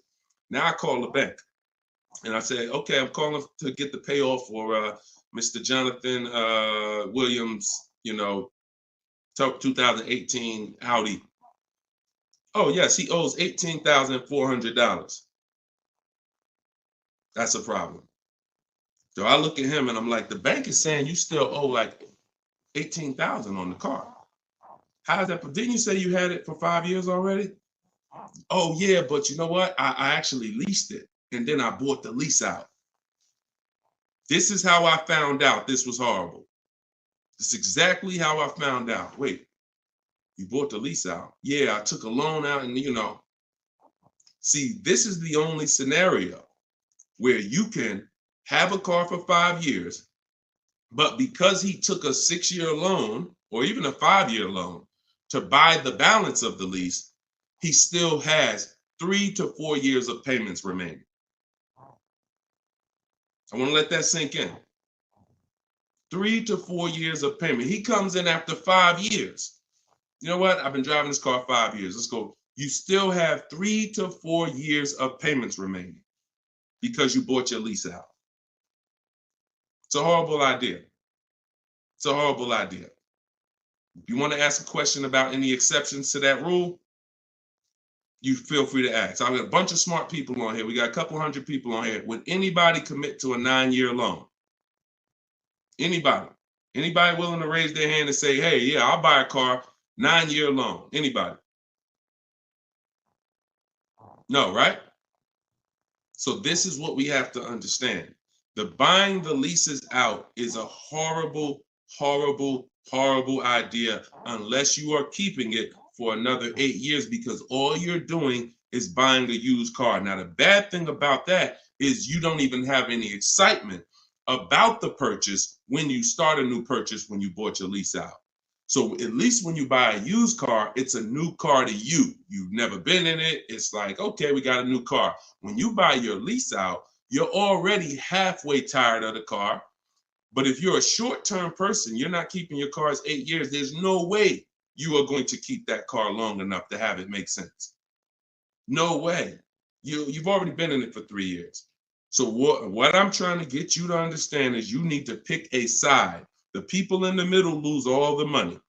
The people who buy their cars and keep them 8, 10, 12 years win. You still got to make sure you get a great price on the car. The people who get great lease deals win. Great lease deals, not regular lease deals. Win. There's two sides, but then this middle, those of you who buy your car and then you trade it in 3, 4, 5 years, you're in the middle. You're trading your car in when it's losing the most money in depreciation. You're losing thousands of dollars compared to these other two people. And those of you who are buying your lease out, you're paying too long on these cars that you're not going to keep long enough to have it make sense. You're in the middle, stuck in the middle. Pick one side and stick to it. And the way you do that is to ask yourself, every time you're about to get a car, how many years am I going to keep this car? Very simple. 8 years or more, I'm purchasing. 7 years or less, I'm shopping for great lease deals. That's how you get out of the middle. That's how you win.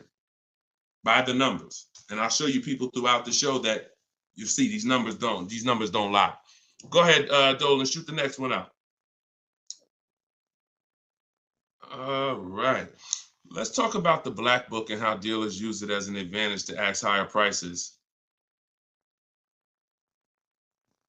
In what way? Okay. Black book, most consumers are not even aware of. So when it comes to black book is a tool that dealers would be using, if anything, and consumers are not going to be aware of it. Now, when I've never in my life buying a car needed to focus on what the black book says, because I don't focus on algorithms. I focus on offers and bids. Offers and bids. Even when you go on those websites where you're shopping for used cars, because this is a used car question, you'll see Car Gurus, Kelly, Auto Trader, Cars.com. They give you a algorithm-based opinion. Good deal, great deal, fair deal. That's an algorithm-based opinion because they're not actually doing it like real estate, which is based on comparable sales. So it's all it is an algorithm based on all the cars that are on this website. This is considered a good deal. Now, here's the problem. They don't know what the original price of the cars were. So they're going off of an artificial market system. So if I just take everything on my website and then say, based on everything on this website, this is a good deal, but I don't know the most important thing, which is what I teach. This is in my book. This is everything I talk about you need before you can buy a used car. I need to know the original price. So the car that I ended up getting, which was a 2021 Infiniti truck, they said that was a fair deal. I'm looking at it, and that's why I ignored it. So I don't even pay attention to it. But when I'm looking at these top 4 Infiniti trucks, they all look the same. They're all white. They're all the same year, 2020 at the time. It was 3 years old at the time. They're all within a couple miles, 26,000 miles to 36,000 miles, similar miles. So, and they're all asking between 30 and 32,000. So that's confusing for someone who's going to, now that's why they give you the algorithm, because what they're going to try to do is try to end the confusion so that you don't stay there and you buy something. But no, what you need to do is you need to get the original window sticker of the car. Now, Carfax has agreements with some dealers, some brands. But once I got the original window sticker, here's how the clarity comes in. What I just told you is the scenario that most of you who shop for used cars online, you've encountered that. I'm looking at 4 cars. They all look similar miles. They're all asking within, $1,800 of each other. How do I pick the right one? Right? Normal question. Once I got the original window stickers, what do I see? Well, one of them is $46,000 brand new. One of them is $48,000 brand new. One of them is $52,000 brand new. One of them is $54,000 brand new. And that's the one I got. Type clear if that just clicked for you. See, when I'm looking at the algorithm-based price, now you're telling me, oh, well, these cars are within $2,000 of each other. So really, no matter which one you pick, you really did okay. That's what you're telling me based on the algorithm. But based on the facts, if I accept the one for the lower price, because I think, oh, well, they're all the same. But that's the one that was $46,000 brand new. And the other one that was $54,000 brand new, that had all this special equipment in it and features and all types of nice stuff in it, that one they were asking $1,500 more. So I lost if I picked that lower price one.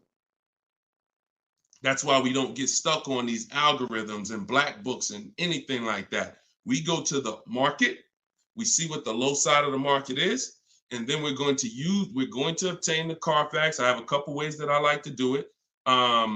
Either through the dealer's website. I'm going to get the original window sticker of the car, and I'm not going to buy a used car without having the original window sticker of the car. How do I know what's in the car? Forget what the dealer's discounting. See, listen, my mission is to show you the science of shopping from home the way I teach, because my way is a science. It's not random. It's actual steps. They don't change. It's a system. McDonald's. Drop the nuggets in for 5 minutes. When you hear the beep, take the nuggets out. They're done. Don't do anything that I don't tell you to do. That's my system. Now, the other ways is the other part of my mission is to show you the hidden money that you haven't been trained to see in your car deals. And this is the hidden money. Looking at things that don't matter is the distraction. It's the time waster. What matters when I'm buying a used car, when I need to know whether I'm getting a great price on it or not, is how much it was originally. And what is the discount off the original MSRP? That's all that matters. That's all that matters. Okay? Different way of doing things. Different. And this is how I want you moving. Go ahead, Dolan. Next question. What's up, Andrew? YouTube, I see you. I'm going to lease a 2024 pickup, but I want to have a hard cover on it. Should I search for a truck with a hard top, or can I have one installed while I'm leasing? Would that affect my lease? Great question. Usually anything, I mean, if you can see, here's the thing about seeing a truck that has it. A truck that has it, that option is going to residualize into the lease. What that means is, if it's a $1,500 hardcover, you don't pay $1,500 for it. You pay the percentage based on the lease. You pay the percentage you're using. Now, if you go and you put a $1,500 cover on it, aftermarket or after the lease is sealed, now you're paying the entire cost for that. So my first goal would be to try to find one that has a hard cover built in and on that window sticker, because everything on that window sticker is going to residualize into the lease. Okay, good question. Good question. Go ahead, Dolan.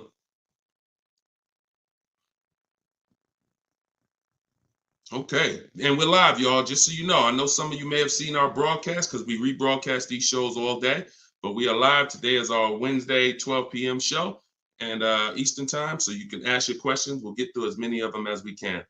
All right, Instagram, what's going on? When you negotiate a lease, are you negotiating the price of the car or the lease payment? Okay, so here's the format you're going to use when you are getting your lease offers. Before you start negotiating, you must have the format you're going to use. Oh, I see y'all running the likes up on TikTok.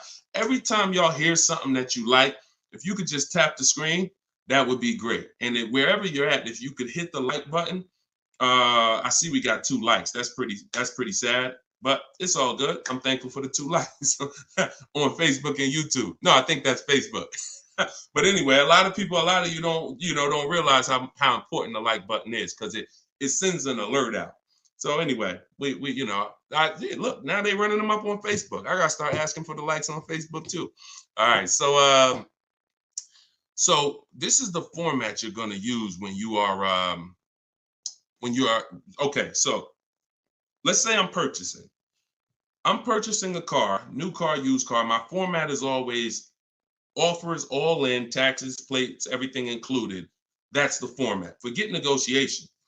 If you have the wrong format, then you're gonna not be strong. You're not going to be able to have a good, negotiation.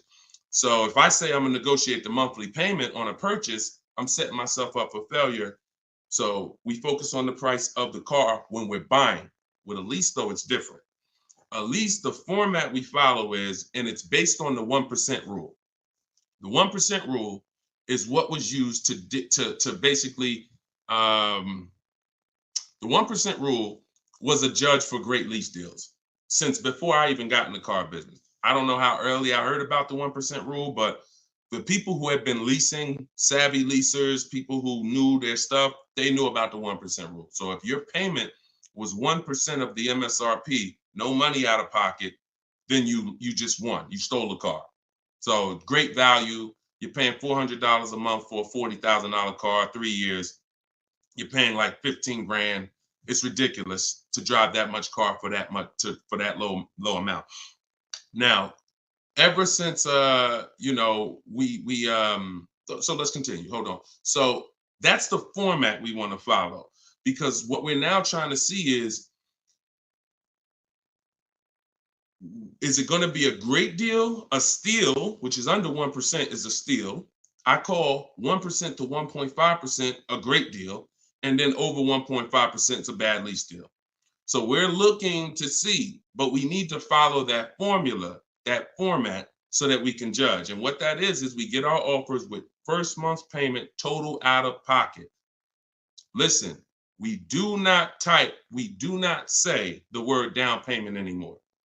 I want you to eliminate down payment. When you're shopping, I want you to eliminate the word down payment. Because who's had this happen? Be honest. You come in, you're talking to a car salesman, you're like, okay, I can put $2,000 down. Now, later on in that transaction, you end up finding out that the $2,000 down didn't include tax, didn't include the fees, and now they're asking you, well, how do you want to take care of those? Who's had that happen? Type me if you've had that happen. Oh, I thought that included everything. No, I thought, 2,000 was like, or they'll look at you and give you a quote and say, okay, yeah, your quote is 2,000 down, X amount per month. And then you get up there and you say, hey, oh, yeah, it's 2,000 down, but you got to pay for your plates and then you got to pay for the taxes, or do you want to put those in the payment? So whenever you leave these things to chance, you leave an opportunity for you to, be surprised, and we don't like surprises. So what we say is total out of pocket or total due at signing. Either way, this is the amount that I'm coming out of pocket with. Everything else needs to be included. So we're doing our lease quotes with total out of pocket, only our first payment. Because when you lease, you pay your first payment and then you drive off. It's not like a purchase where the payment comes 45 days later. It's pay your first month's lease payment, then you drive. So that's all we are paying. That's it. First month's lease payment. Now, I'm not telling you that's all we will pay finally. You can keep that question up, Dolan. I'm not telling, because I want people to know that what question I'm answering, even though it might take 2, 3, 4 minutes to answer it. So there's plenty of scenarios where we are going to put money down. Once we have a great deal, we might want to lower that payment. So there's nothing wrong with putting money down as long as you know the risk and as long as you know, okay, I already got a great deal. You can't buy your way to a great deal with a down payment. You can't say, oh man, I don't like this deal. Man, all right, show me what it looks like with $5,000 down. And then they're like, oh, okay, yeah, I like that payment better. Let's do that. No, you're trying to buy a deal. You have a deal before the down payment comes in. The deal is based on how much of the car, that 1%, 1.5%, 1.2%, under 1%, that's the deal. If you're at 1.7%, just because you gave them $4,000 down and now it's at 1.5, no, that's not how we judge it. You bought your way to that payment. You're paying overall too much for the car. So that's the format we use. First month's payment total out of pocket, 12,000 miles per year, all taxes and fees rolled in, and we get at least 5 quotes. At least 5. You are not going to get to the money without at least 5 quotes. It's not going to happen. It's not going to happen because 80%, I work with thousands of people all around the country. Some of y'all saw my group. We got 1,600 people in my private group. That's, we have a couple thousand people, 4, 5, 6,000 people that have my book. So I get data from all around the country. I know you need at least 5 offers.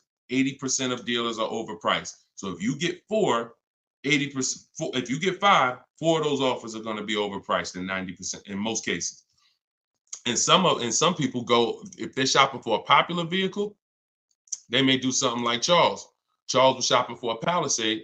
He knows that's a popular truck. He got 10 offers.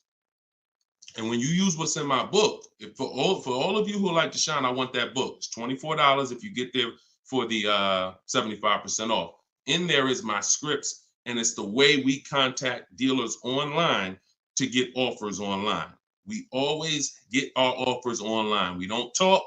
I'm not giving you scripts to say, hey, yeah, all right, I got to remember what Deshone told me to say. No, we are online. They're online scripts and templates because if we talk, we're messing up. Whenever we're talking to a salesman about numbers, you're not following what I teach because I'm never going to be in that position. I'm never going to tell somebody to be in that position. Everything we do is online, but you must get 5 offers at least. And you see, Charles got the Palisade, $48,000 truck, $597 a month. It's people on here. It's probably people watching this broadcast that's like, I got that same truck, Deshone, and I'm paying like 7, 8, 9. It is what it is. You need new strategy. So go ahead. That's how we format leases. And once you get your offers in that format, Nicole, now you can start to compare the offers, and now you can start to negotiate if you want to make, because we always make counter offers. Whenever someone sends us a quote, we always make counter offers. In fact, I have a calculator that you put the offers in and it tells you what you should counter. But if you're going to do it your way or my way, it doesn't matter. We always make counters and then we settle from there. That's how we negotiate. Right format, then we do our counter offers. That's how we negotiate and get these deals. All right. All of this is in my book. For those of you who haven't gotten there yet, or those of you who just jumped on, it's in my TikTok bio.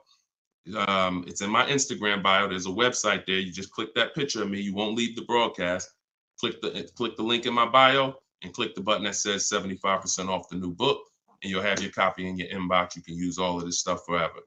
And it's a digital book. Some people say, Deshone, is it in print? You don't want to print the book? No, because I can't update it. If I print the book, every single new thing that happens, I gotta remake the book. And now you got Cars from Home Volume 1, Cars from Home Volume 2. Every year I'm putting out a new volume to update it. No, with the digital book, we can update it all day long. So it's really a one-time purchase. So in the Facebook and YouTube comments, you guys can get yours, and you can win. Go ahead, shoot the next one up, Dola. Okay, Sierra on Facebook. Even if you're getting another lease, will you still owe the remaining payments? Yes. Yes. Look, it's a bunch of lies. I know people have told you that if you now let me preface this, because what she's asking is, see, a dealer that you did business with may make it look like if you come here, we'll get you out. Who has dealers calling them right now telling them, hey, come on in, we'll get you out.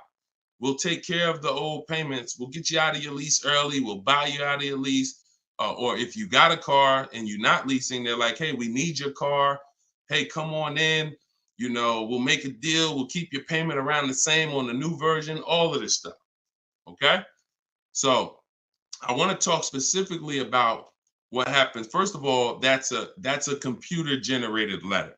So when you see, hey, Rico, my manager just saw your 2014 Saturn Ion. Man, I have a customer looking for that exact car. That's all a computer rated. That same email, that same letter goes out to 10,000 people at once. Okay, so don't. So understand that. Now let's hone in on the people who they hit you with I'll get you out of your lease early. There's only one way where payments are going to be waived, because the dealer can't waive payments. Only a bank can. So if you're with Honda Financial, if Honda Financial decides they want to do some type of loyalty program where they waive remaining payments, and it's usually 1 or 3. The most I've ever seen when I was with Mercedes, there was some cars they wanted to get back. They did 5, but that was it. And that went away. So, even from 2019, I didn't see payment waivers on leases because, I don't know, for whatever reason. I saw them early in my career with Mercedes, but not later. They went away. So what they'll tell you is we can get you out early and we'll take care of the payments. If they don't have a payment waiver, then they're rolling the payments into your next lease. And what they'll depend on is you're just so desperate for a new car that you'll just take it and you won't ask any questions. But when you shop the way I'm telling you to shop, which is we don't give our old car to the dealer until we make sure we can't make money. We don't just drop off a lease at a dealership. We do an equity assessment to see if there's any money in the lease that we want to make sure we don't give to the dealer. Because if you drop off your car and it's a lease and the dealer runs your payoff and they see, wait, the payoff is 18, but the market value is 21. Let's buy that, we'll make that, and we'll keep that 3,000. If they're going to do an equity assessment, see, here's what's crazy, and here's what you got to understand. They're doing an equity assessment regardless of whether you do one or not. We're going to do one. Every single lease that comes in that a person drops off, why do y'all think y'all seeing commercials now that say we're a lease return center? Bring your leases here. You go on a dealer's website and you see, hey, drop off your lease courtesy, because they know most of the public is not going to do an equity assessment. And if we do 20 lease returns, it's going to be money in 3, 4, 5 of them. So we'll do the other 16, make no money on them, because we'll make $7,000, $10,000 on those 4. We'll make 2, 3, 4 grand a piece on those 4. This is your money that you gave unknowingly. Now, equity isn't in every car. That's why I just laid out that most of the time it's not. But if you drop off your car without doing the equity assessment, which is getting real offers, CarMax, Driveway, Carvana, Kelly's Blue Book Instant Cash Offer, Car Guru Sell My Car, AutoNation Sell My Car, that's 6 offers. We get 6 offers all the time because everything we do is a bid. So if you don't do that, you're now potentially leaving thousands on the table. So when you do that, you're not going to ever feed into the, oh, let the dealer who wrote me a letter say, bring your car in and we'll get you out of that car and we'll take care of the payments. You're going to know if you have equity or not. Now, if you do not have equity, then all they're doing is saying, how can we finagle this, get them out of this car into a new one? Move those payments over. Yeah, they got $6,000 worth of payments left, $3,000 worth of payments left. We're going to move that over to the new deal and we'll get them in a new car. So instead of leaving out, waiting, being patient, and now if you would have been patient, ended your lease and shopped the way I'm teaching you to shop, you'd have got a $500 a month lease deal, $400. But they'll get you out early because you're paying $650 right now. And they'll say, hey, come on in. They'll move the numbers around and they'll say, look, good news, we kept you at $650 and you get to get in another car. But the reason you're at $650 and not $5 is because you have thousands of dollars from your old lease that has now been built into that new lease. And this is how payment buyers lose. Payment buyers lose all the time like this. Hey, yo, what could you get me to on that car? How much that lease for a month? Oh, how much could you get me to on this car? Yeah, I could put like $3 grand down. Payment buyer, you lose because you don't really see the numbers. So you stick around, you use what I'm teaching you, you'll see the numbers and I can't reveal these things to you. I can only tell you they exist and give you the strategy. You don't believe it until you've seen it for yourself. All this stuff sounds good. If you've never used my stuff, this sounds good. You don't believe it yet. You hope it may work. Anyone who got my book, you're hoping this works. But once you use it, you're a believer. It's a difference. So we got, look, this is Tiffany. Tiffany wrote, she got the book. She sent me this the other day. She said, look at my deal. $44,820. I told you, everybody who has my book, I told you, email me your deals when you get your card. Look, $44,000 sticker. She got a $6,530 discount. And look, I'm not going to read everything she wrote because she's just praising the system. She's praising sitting there, negotiating from home, using the tools, winning. Save more money on this new car, brand new car, than she's probably ever saved on any car. And she never had to go in a dealership to do it. Bids. So she was hoping this would work. She was on this show. If she got my book, she couldn't have been in my life more than a month. We just started the show. So she literally was hoping, all right, I'm going to use this, Deshone. But now it's not a matter of hoping. She knows. That's where you got to get. So all of this stuff I'm telling you, you got to prove it to yourself by the actions you take. And once you see how overpriced these deals have been that you've been considering, you'll understand, wow, I'm never going in a dealer to get my prices again. Never. And then that's when you know you've been transformed. Go ahead, Dolan, shoot the next one up.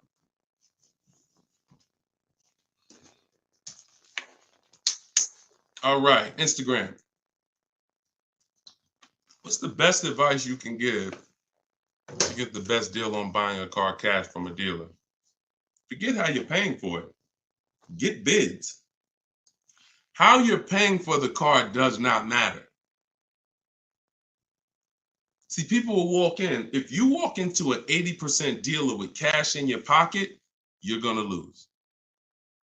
Vicky, it's in my TikTok bio. She said, I want your book. Just click that picture of me. You won't even leave the broadcast. Everybody on Instagram, click the picture of me at the top. You'll see a website there, a little link. Click that. Get your book in literally 60 seconds and you come back to the broadcast. So how you're paying for the car does not matter. So people walk in and say, yeah, look, I'm paying cash. What's the best price you could do on this car? If you're in an 80% dealer, you there's nothing you can do. They can knock off because they're so high, and the discounts they're going to give is so. The only way they're going to give you big discounts is if they start at very high. If they got $5,000 of market adjustments, then yeah, they could say, look, you got me down. Look, I gave you 4,000 off. And I don't give anybody 4,000 off. This is a popular car. They're still using they'll still tell you on, hey, it's not a lot of cars out there. They're still running with that story, because if you believe it, they won. I told you, the name of the game with car sales is not you winning, it's you thinking you won. So they'll throw stuff out and they'll make you think you won, and it's based on what you say. If you come in saying stuff like, man, you know what? I've been to 2 dealers. You're the first person that got this car. Okay, you're going to pay me more for that. I'm just telling you how the wolves think. I've been next to the wolves long enough to know how the wolves think. So everything you're saying is working against you and you don't even know it. Man, I need a car this week. You're going to pay more for that because you can't say no for long. Oh, I need shoot, man, I went to another dealer, man. They gave me this quote. That quote was so high. I was like, nah, I'm not buying from them. Okay. I'll be a little lower than them, but not much lower. So this is why in my system, you don't talk. I'm not teaching. Y'all never have heard me ever say on any of my videos, remember to say this when you're in the dealership. Remember to say this when you're talking to this person. Because that's a losing battle. Everybody that's been trying to teach you that has failed you because you can't win dealing with a trained salesperson that sells cars 5-6 days a week, negotiates 3-4 times, probably 10-15 times a week. So when you talk about what's the best advice for someone paying cash, the best advice is to realize how I'm paying for the car is not important. Who's going to sell me the car for the lowest price is what's important. If I'm buying a used car, who's going to sell me this used car for the lowest price? That's what's important. If I'm buying a brand new car, which dealer out of all the Nissan dealers, I want a Nissan, which Nissan dealer is going to sell me this car for the lowest price? That's what's important. That's what's important. Separate the transaction, separate the acquisition of the car. And then I would tell you the same thing if you were talking about monthly payments. Monthly payments is not important. What's a good monthly payment on this car that I want? Before you think about the loan that you're putting on the car, which is what you're talking about, which is why we separate our transactions. We get bids when we sell our car because we don't trade. We get bids when we're buying our cars. We get bids when we're getting our loans. Separately. See, car dealers have taught you to give them 3 transactions. You're going to buy a car, you're going to trade your car into us, and you're going to give us the loan. That's 3 transactions. There's money in each one of them. So any transaction that there's money in, we're bidding it out. So if you were like, hey, what's a good monthly payment on this car I'm looking for? I would be like, monthly payment is important. The loan isn't important. The dealer who's going to sell you the car for the lowest price, beat all their competition, give you the largest discount. That's what's important. Then you drop the money. Clear? If we clear, if y'all clear, if we're following, if you're getting value out of the show so far, if you're loving the show, type a $ and let me know. All right, Dolan, next question. If you're getting value, everybody following, type $ if you follow. Skinner, what's up, my man? Good to see you. Okay. All right. This is Miss Brooklyn. All right. I see you. Maxine, I see you. TikTok. Glenn Wright, I see you. All right. Hold on 1 second. Instagram went down for a second. I like to get them down here. All right, I see you, Simply Elegant NJ.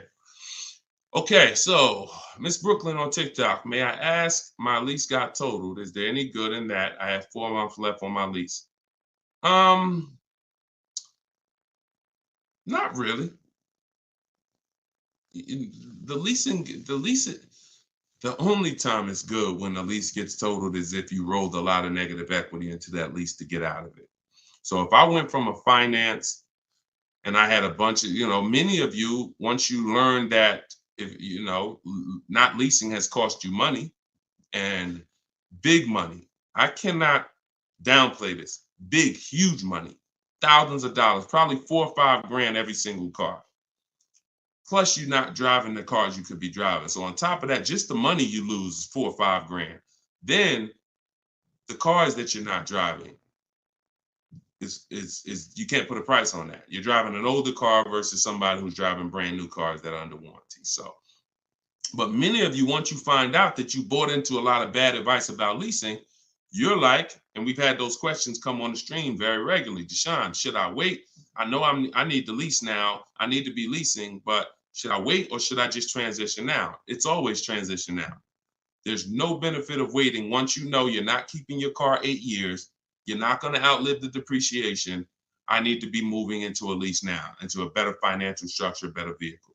So if you move, some of you, when that happens, you're going to have 3, 4, 7 grand of negative equity that you're moving over because you're a short-term person. That's the only benefit if the lease is total, because all that negative equity gets wiped out and you get to start fresh. Now, if you put money down on a lease, these are the risks of putting money down on leases, and you need to know them. If your car is totaled or stolen and not recovered, you don't get the money back. So it's very important to assess the risk. I talk about this in my book. I talk about everything in my book. There's nothing that I'm talking about on this show that's not in my step-by-step book. So in fact, everything I'm teaching you is out of my book. So when you look and say, all right, should I put money down? Then you assess your risk. How many vehicles have you had stolen in your life? If the answer is 0, then chances are you won't have a vehicle stolen. If you say, man, I've had 2, 3 vehicles stolen, then I wouldn't put money down. I wouldn't put a lot of money down because the odds of you getting another vehicle stolen seem to be high. And if your vehicle gets stolen and they don't find it and you put $5 grand down on your lease, you're not getting the money back. Now, the opposite, the other end is if the vehicle's totaled, like you experienced, Ms. Brooklyn. If the vehicle's totaled and you put $5 grand down, you don't get the money back. So you ask yourself, how easy is the vehicle to total? If you got a Honda Civic, a Toyota Corolla, small SUV, something that's easy to total, then I wouldn't be putting money down on that lease. I wouldn't put a lot of money down. I've had people put money down on SUVs and bigger sedans and bigger, S-classes. When I was at Mercedes, people would lease S-class for like $1,400 a month. They put money down to lower the payment. I've had people put 7, 8, 9, 10 grand down on a lease on an S-class because they know it's hard to total an S-class. Like you have to be in, God forbid, a once in a lifetime accident to total an S-class. So that's what you do to assess your risk. And what you're doing is you're always shopping your leases with only first month's payment due at signing. Because if you can get a car that has everything you want, and once you get all your offers, if the monthly payment's in your budget with no money out of pocket, then that's what I would do all day long. That's what I would do all day long. But sometimes people will get like a lease and it's a great deal. It's under 1.5%, but they're like, you know what? Payment is like $600. I want to lower that to like $500, and they'll put $3 grand down to lower it, $3,500 down to lower it to $500. But that's a decision you make only after you assess the risk. But in your particular case, if you didn't put a lot of money down, then no, you're just going to start fresh. You're going to shop for your lease, and that's it. Good question. All right. Yes, under 1%, we call that a steal, Skinner. Absolutely. That is a steal, not a deal. Go ahead. And we get steals. Some people may say, look, man, how do you see steals? We already know. Look, we get steals. When you get bids, you'll see some steals depending on the lease program. Farina just got her Jeep Grand Cherokee, $66,000 Jeep Grand Cherokee, $579 a month. $579 a month. 0.88%. Sitting at home getting bids. All right. Go ahead. Next question, Dolan. Shoot it up. This is Byron on TikTok. How long should you wait to refinance after the purchase date? As soon as it makes sense. I don't know what your interest rate is, and I don't know how thoroughly you shop for your loan. If you use the bank bidding war, we're letting 15, 20 people run our credit within a 48-hour period. So it only is going to weigh on our score like as one hard inquiry. So if one hard inquiry would have lowered our score 10 points, those 15, 20 inquiries will lower our score the same 10 points when the window closes. So if you shop like that, then no, you're not going to refinance in a month because you shop the market so thoroughly, the potential for you saving in the short term is not going to be there. But if you didn't, then yeah, you might be looking now and see that there's people who can refinance you for a lower rate. But again, the reason I don't like doing that, if you just got the car, because now you're talking about, potential more hard inquiries. But what are you going to do? If you think you could get a lower interest rate refinancing, I go online, type in refinance car loan online and see, I think Lending Tree, Nerd Wallet, they have a couple resources that they recommend and see if you could save money. I'm refinancing if I could save money, if I could drop, because look, on a $30,000 loan, if you got $30,000 that you owe, if you could drop your interest rate by 1 point, that's probably $1,000. So, I mean, if you're not taking the shopping of your interest and your loans, that's why we bid this out. In my book, not only, and I have a section when I send it, it's called the Bank Bidding War. So I haven't combined it into my book yet. But for those who are financing, I'm going to restructure the book. Again, another update coming of the book, because that's what we do. And I'm going to add the Bank Bidding War to the book.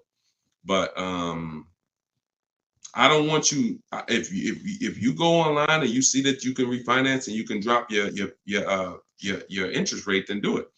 But I always tell people, don't just take a long loan, because what they'll try to do is tell you and what you can fall for. Because if you just get hung up on the monthly payment, they'll tell you, well, if you take a 5-year or 6-year loan, refinance it to 6 years, your payment goes from $490 a month to $350, and you're like, okay, give me that.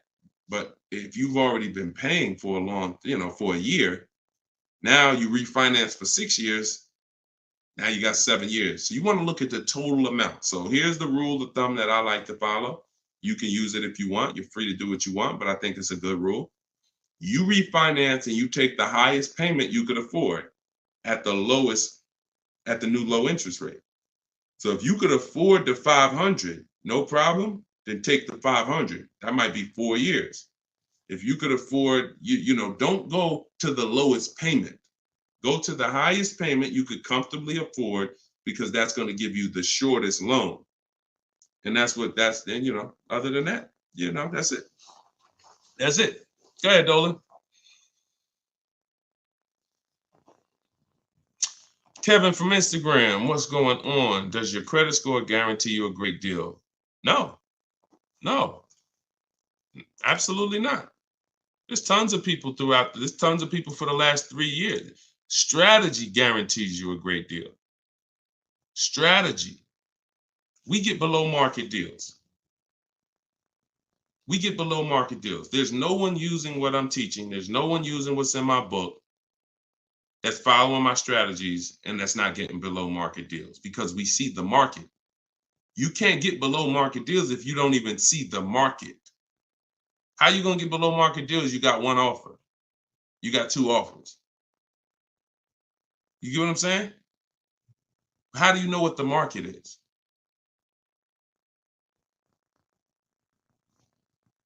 In order to get below market deals, you must have a strategy that allows you to see the market. See the market offers.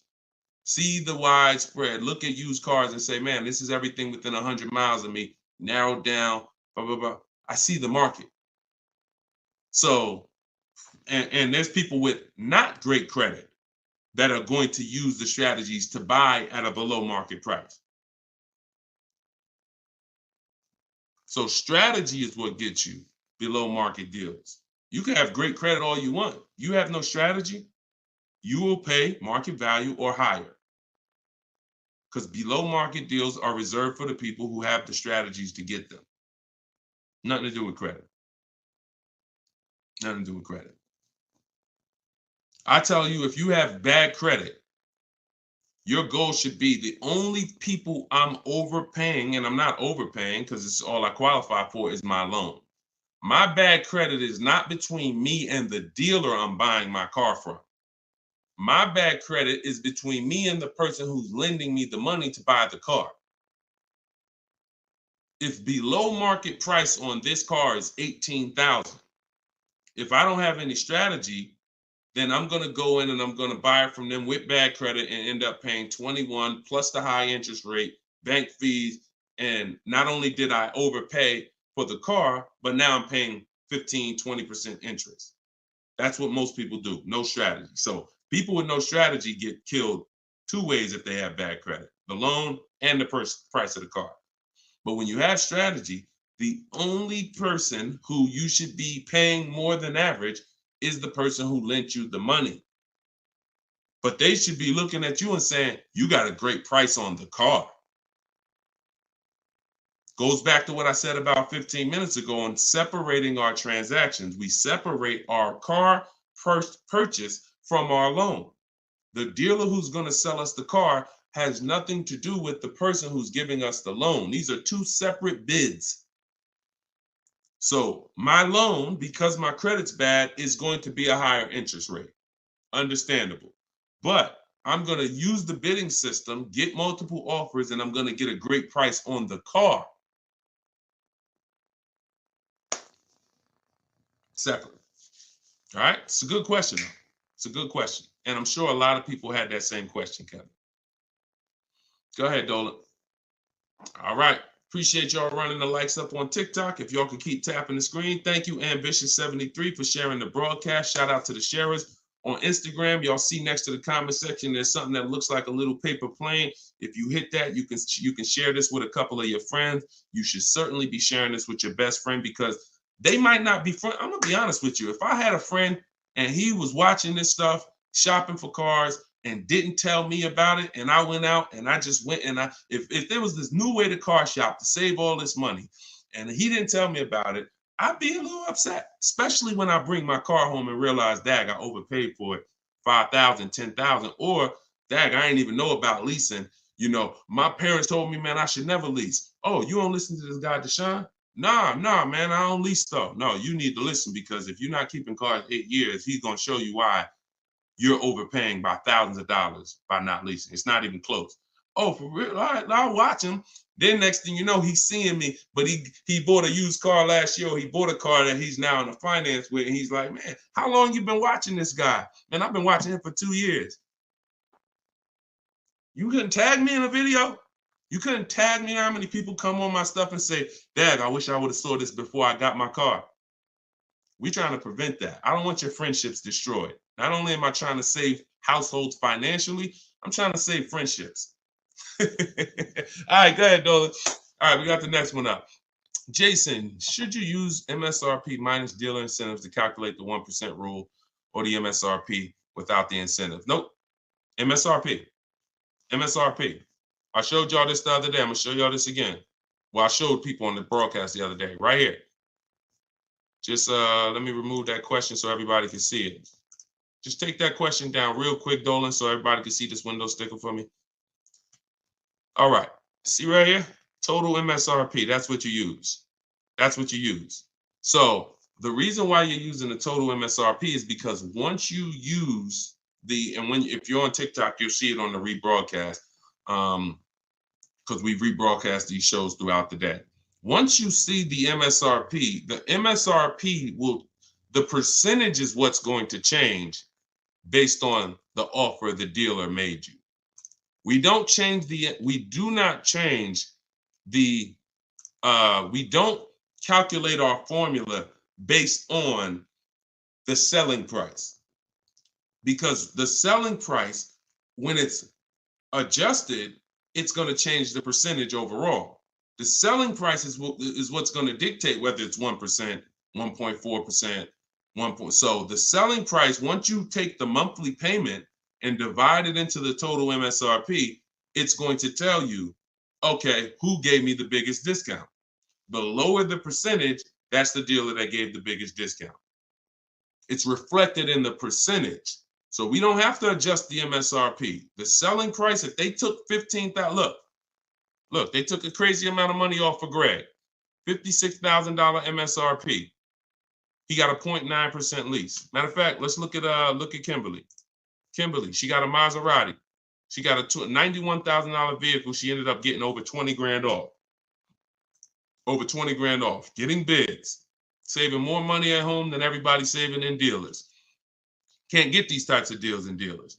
So $86,000, then she got $66,000 offer. So they were taking $20,000 off. And then the car that she ended up getting was this one. And look, when you see 1%, when you see a low, that means all that discount that they took off is reflected in the percentage, because the percentage is what you are paying relative to the MSRP. So no, always use the total MSRP like I just laid out. Okay, that's the formula. All right, go ahead, Dolan. Great questions today. We're getting great questions every day. I'm enjoying it. TikTok. Do you have to repurchase to get the book updates? No, you don't, Youssef. That's why it's a digital book. Example, Room went out of business a little while ago. Room used to be in our bids. When we sold our cars, the equity assessment, Room was in there. When we bought a used car, Room was in there. So they were in our bids for the marketplaces and for our selling our cars. They went out of business. I went right into the master file, updated it. That's why when you get your book, an email is sent to you with the master file. You don't want to ever lose that email. Even when you download the book to your computer or your phone, don't delete the email, because the email is what I update that will actually be what you refer to. So when you come back a year from now and you use it, you'll see, oh, shoot, this is different. Yeah, because we update this. So yeah, once you get it, that's why it's a digital book. That's why I didn't print it. And if I would have printed it, I could have, made more money probably, because I could have just said, hey, all right, y'all, a year from now I'm on here. Okay, so we had a lot of changes last year. This coming with our business, and now this new tool exists, and now this. So now this is Cars from Home Volume 2, and you can get it right now, but that's not the mission. So, but there is probably going to come a point where I'm not doing the 75% off anymore. I know that's our welcome offer. So, I mean, those of you who come on and look, $97, we've had people pay $97, not ask any questions, because if they use the book, they're not even asking any questions. If they use the book, it's like $97. I would have paid $900 if I knew what this book was going to do for me. So they're not hung up over $70-something difference. But I will at some point probably do away with the 75% off offer once we really launch and get enough books out there in the marketplace. So, but for now, you can get yours for 75% off in my TikTok bio and my Instagram bio. It's my new digital book, Cars from Home, 7 Steps to Saving Time, Money, and Avoiding Dealers. Here we are on Goodreads. Thank you to everybody who's reviewed the book. And if you haven't reviewed the book and you used it, please go to Goodreads and add to our 5-star reviews. I appreciate you. And then we have a comment in YouTube and Facebook in the comment section where you guys can get yours. Or go to deshonsbook.com, get your 75% off before the timer expires. You got 30 minutes. All right, go ahead, Dolan. Valerie on Facebook. In leasing cars, can I do personal modifications? Great question. I'm an amputee. I have to drive with my left foot, so I need a left gas foot accelerator installed in order for me to drive. Can I do that modification on a lease car? That's a great question. Anything that can be restored back to factory, then you can do it. Like if you are going to, now you tents, they don't require you take off tents because some people like, that's a serious question. Can I tent my car on a lease? Sure. They don't usually sweat tents. But things that really like are changing the makeup of the car like this, it depends on if this is removable or not. If it's removable, then of course. If it's not, and it's a permanent adjustment, then I would say no, because they're going to bill you for that. And so what I would do if I'm you is I would only be, if you're not keeping your cars 8 years, now the mission is still to beat depreciation. So you don't want to buy your car, especially you, because you're making a custom update that will lower the value of the car. So whatever car you buy, Valerie, let's say your car's value would have been like this, going down over a 3 or 4 or 5 year period. Because of this adjustment you're making, it's going to go like this. Because if that update that you're making can't be removed, then you lower the amount of people who are interested in that car when you go to resell it. So what I would tell you, if you're not keeping cars 8 years, then you should only be buying pre-owned cars. That's going to be your smallest losses. Don't buy new, because when you, again, buying new and you doing your modifications on them, you're going to destroy the value of the car. You're going to lose so much money in depreciation and resale.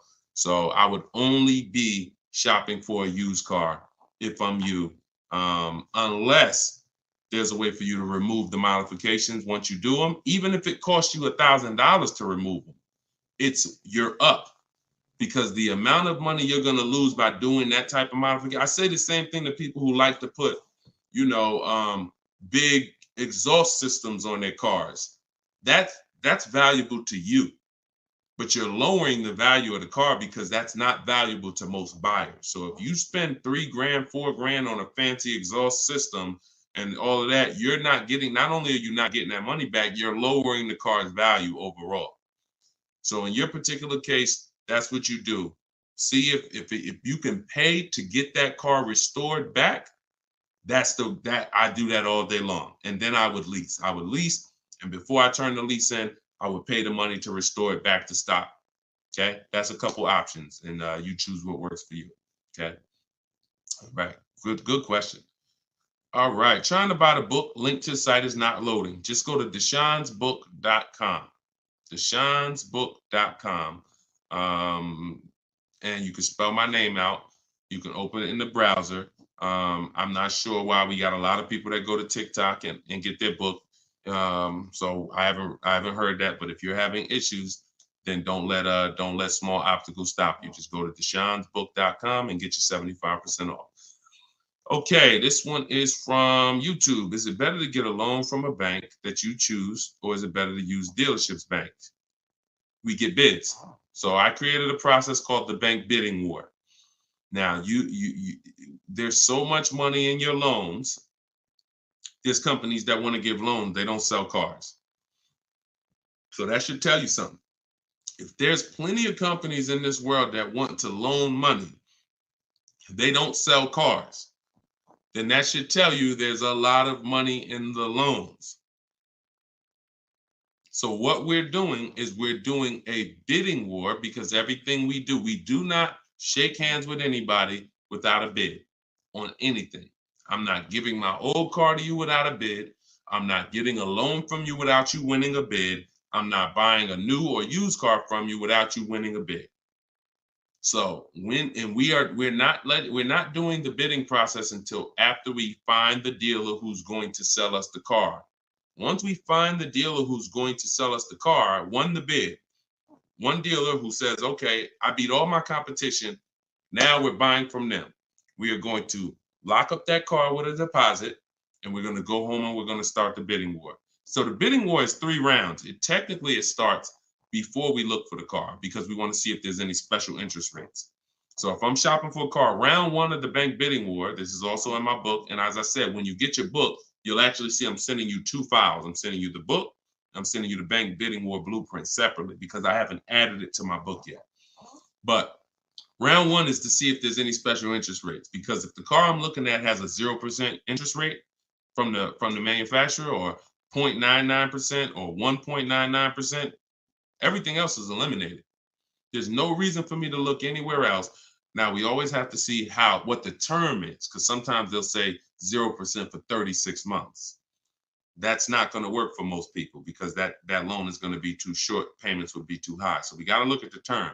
But if we see they have 1.9% for 60 months, or 2.99% for 72 months, this is really going to, no bank or credit union is going to beat that. So that's round one. Now, most vehicles are not going to have that.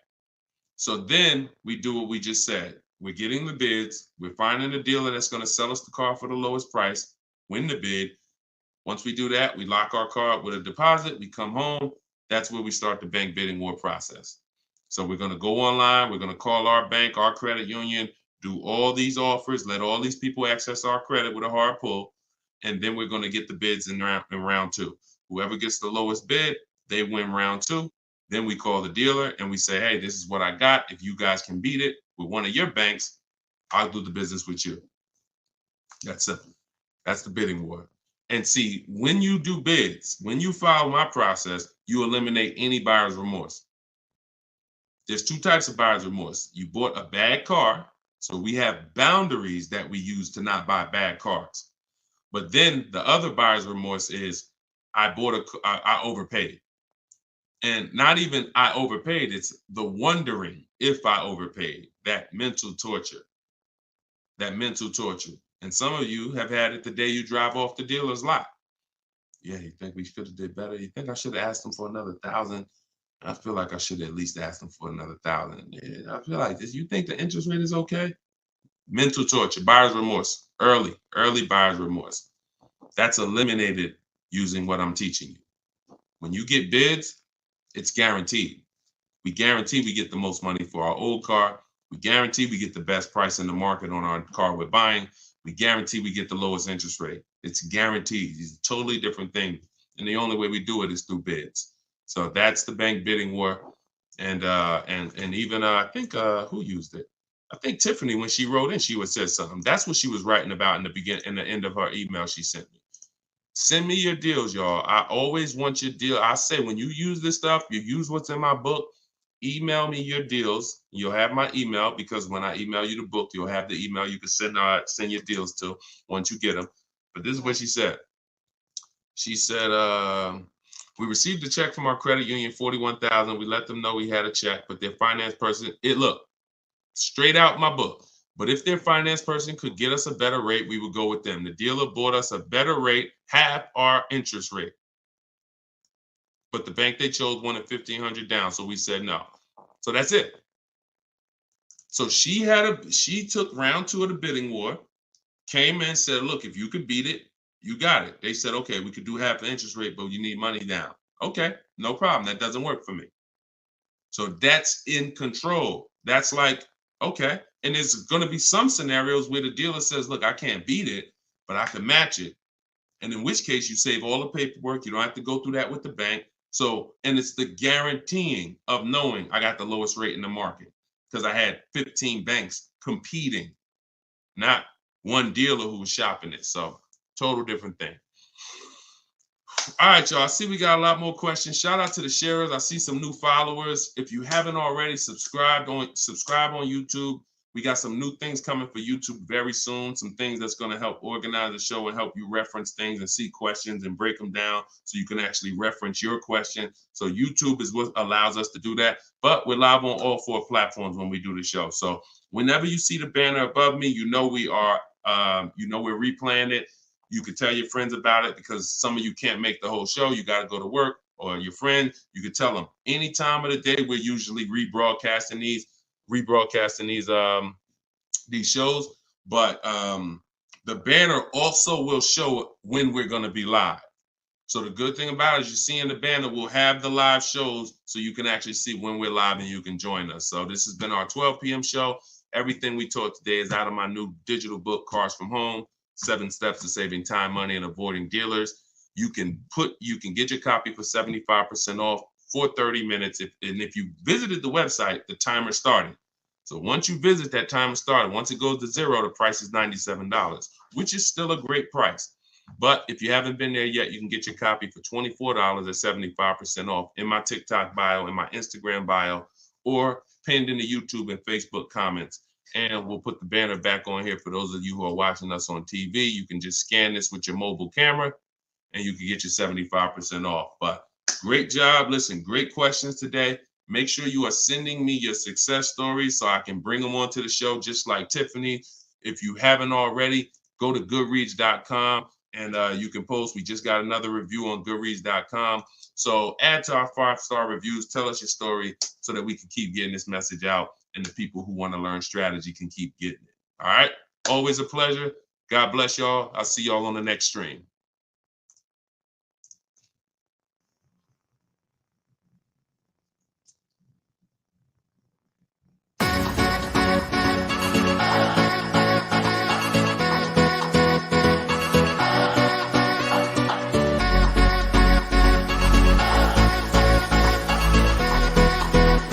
The worst possible thing you could say when you walk into a car dealership. I spent 5 years with Mercedes-Benz, 5 with General Motors, and the worst thing a person could say when they walk in is, if you could just get me to this payment, we got a deal.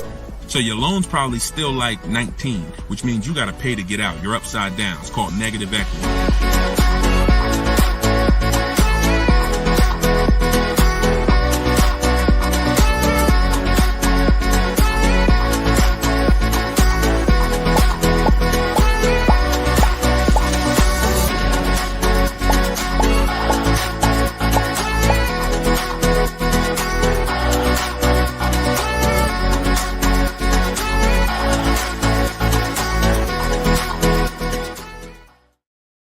What's up, everybody? Welcome back to Car Shopping Questions and Answers. I'm your host, Deshone the Auto Advisor. This is episode 12, and we do these live shows to make sure that those who are committed to financial literacy get the insider strategies they need to get below market car deals. And the only way you're going to do that is by using strategy. So that is what we teach here. I am all about giving you the simple strategies you need to sit at home and let dealers bid for your business, let banks bid for your business, and let people bid for the cars that you're going to sell, not trade. And that's what we do here. So for those of you who don't know me, my name is Deshone the Auto Advisor. I spent 14 years in the car business. And since 2020, my mission has been to create smarter car shoppers, buyers, and owners. So if this is your first time ever seeing us on a broadcast, could you type the number 1? What's going on, Lisa Jane? Good to see you. I appreciate it. Hey, you're the best. I appreciate it. Listen, you keep using what I'm teaching, you're the best. I just love people who are committed to their money, because the wolves, the 80% of car salespeople who you deal with every day, and you don't know how to find the best car salespeople to deal with, those people are committed to their money.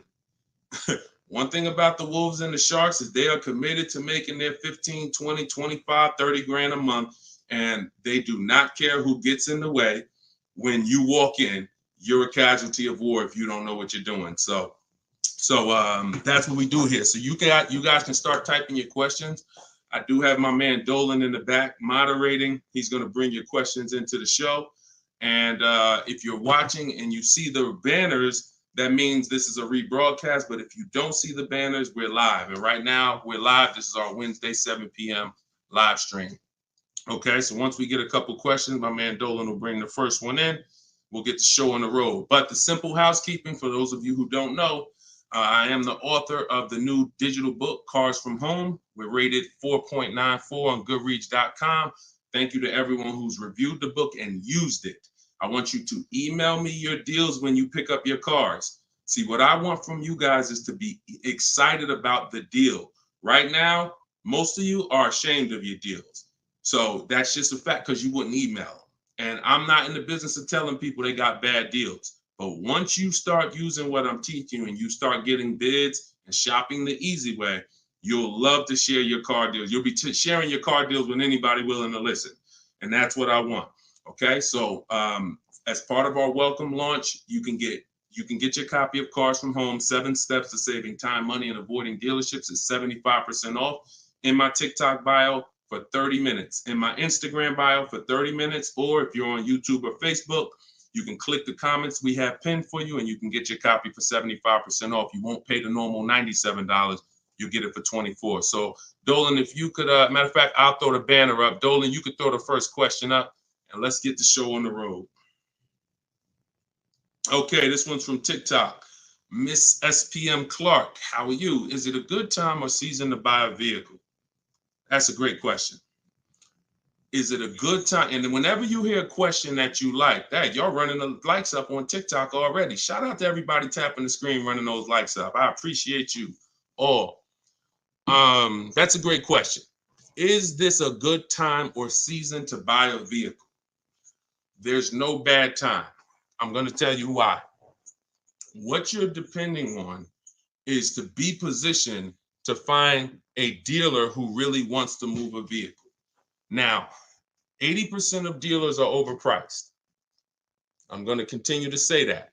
Now, the reason I know that is because since 2021, I've worked with 1,600 people in my coaching program and probably another 5,000-6,000 that have my book already.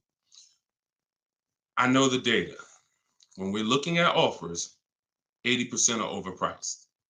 So you need to know that 80% of the dealers that you're dealing with, 80% of the dealers in this country, if you're driving down the highway, 80% of the dealers are overpriced. They don't all have the same prices. I know you may have been taught that, oh, every dealer is the same. They're all different. They're all competing against each other. So you now use that to your advantage. Marketing tells you when does the marketing tell you is the best time to buy a car? We got a good number of people on here already. Make sure you stay by your keyboards, because if this is your first time on the show, you'll see we ask questions and then I need you guys typing fast so that we can keep the dialogue going fast. When does the marketing tell you the best time to buy a car is? Okay. Brighten up my light while y'all do that. Hold on. I'll be looking at your answers. Okay. New year. Yep. New cars. Okay. When cars come out. Okay. End of the year after September. Okay. End of the year. I see you, Jamie, on Instagram. Okay. So that's the busiest week of the year. You go into any car dealership, it's a zoo. Now imagine that. I want you to put yourself in the car dealer's shoes. If you knew that you had customers trained so well that by that last week of the year, the place was going to be a carnival. And that's the end of the month is like that too. Holiday, President's Day is like that too. But here's what I want you to think about, because that's just a myth. There's no better deal. So there's some people that are buying cars during the holidays overpaying for them. Because here's the thing, you got a line of people behind you. If you're at home shopping, that's different. But if you're in the dealership, think about it. You got a line of people behind you, 10 people. So when the salesman's talking to you, it's like, I don't even have a lot of time, right? Salesman doesn't have a lot of time to talk to you. Listen, Bernard, listen, man, I'm making you a good offer. You see the place is packed, man. You know, I would take it if I was you, but you know, we really don't have the time. You know, if you wanna think about it, you're more than welcome. There's no guarantee the car's gonna be here when you come back. Psychology working all against you. I told you, if you've been on the stream before, you know the name, that you winning is not the important part in a car dealership. It's making you think you're winning. So when you want to be in a car, this is when you want to be shopping 3 months before you need to have a car. And I'm going to tell you why. If the place is a carnival, there's no reason to give cars away. There's no reason. Why do I want to do a big sale? Why do I want to discount the cars if the place is packed? There's 3 customers for every car that I have. It's a marketing game. Now, the opposite is true. You got to think about this. On the 3rd of the month, when the place is empty, 10th of the month, dealers looking at I remember we used to look at our numbers, right? Because everyone makes you think dealers only think about their numbers at the end of the month. Go at the end of the month when dealers want to hit their numbers. Don't you think dealers want to hit their numbers on the 10th? Don't you think if we have to sell 250 new cars and we look on the 10th of the month and we're like, oh, we only got 70 cars sold. We're not pacing good. We look like we're going to fall. We only got 50 cars sold. Oh, this is a horrible month. Anybody who sends in an internet inquiry they're like, oh, look, we're behind. There's not this magic thing where it's like every month at the end of the month, the last 3 days, dealers are pushing to hit their numbers. Some dealers hit their numbers 5 days before the month is up, 3 days before the month is up, which means you come in at the end, we already hit the numbers. But again, it's a game of psychology. So what I'm teaching you is to understand, I was in that game for 14 years. I was very good at playing the game. Now, I'm not going to lie. I wasn't a person who lied. Anybody who knows me from New Jersey knows anytime, the way you guys see Deshone, there's a couple people who, since, we've gotten over 2 million followers now across all these platforms. So God has blessed me. But there are people who know me. They dealt with me. And when they see my videos, what they say is, the same way he is in the videos is the same way he was in the dealership. Nothing changed. Some people are like, oh, I'm online now, I'm teaching. And then it's like, they got a bunch of people out there that's like, no, that's not, he changed when he went online. The same way I was in a dealership teaching people about numbers, about leasing, don't buy your lease, all of this stuff that I'm teaching in the stream is the same way. So the game of psychology is what you have to stop falling for. Stop looking at marketing, and now you have to look at what does make sense. That's being in the market 3 months before you need a car. I'm gonna tell you why. If your lease is up in a month, that's good because you can extend. So I always tell you, start shopping when your lease is up when you got one payment left. That's good. Start shopping your offers because if worse comes to worse, you can extend the lease for free and you can buy yourself another month or two. You want 3 months because here's what happens over 3 months. Lease deals change if you're shopping for leases. Offers and incentives change if you're shopping for cars that you're buying. If you're shopping for a new car you're buying, you can look so here's an example. Let's say I'm looking for a dark blue, Kia Sorento, right? For example, if I reach out to them, something I teach in my process is we have 2 dates. 2 dates. Those of you who have my book know this. Some of you have seen it in my free social media videos. 2 dates. As soon as date, no later than date. As soon as date is the soonest you can say yes to an offer. That's the soonest you should be looking at offers. You shouldn't be looking at offers if you can't say yes to it yet. Wasting time. Then the second date is the no later than date. That's our deadline. So the time between there, I like to see 3 months because when you reach out to a dealer, one of the things in my template in my book, one of the things you should say if you're talking to a dealer is, I can make a deal today, but I don't need a car until December, whatever. Whenever that is, in the summer, whatever. Because the time in between that is your leverage. That's the time where you could say no. That's the time where everyone else who's going in the dealership, the way everyone else shops, they're going in desperate. Oh, I need a car today. I need a car by Friday. All of the stuff they're saying out their mouth that's going to make sure they pay more, because car sales people hear that stuff. And so you're not saying that. You're saying, hey, if you got a blue one and it's not going to be here for 8 weeks, I'm interested in that. See, they can't present that to these other customers that are there desperate mode right now. That car that 8 weeks away, can't present it. So inventory changes on a month-by-month basis. Incentives and rebates change on a month-by-month basis. I'm gonna tell you the biggest thing though. Let's go to used cars. Price trends change on a month-by-month basis. So when we go to shop for used cars, we always have on alert so that every single new car that hits the inventory pops up on our phone, in our email. Everything I'm teaching you is in my book. Now, I don't hold back. You can get it any way you want. You can get it on the stream. You can get it on my videos. You can get it in my book if you want it all in one spot.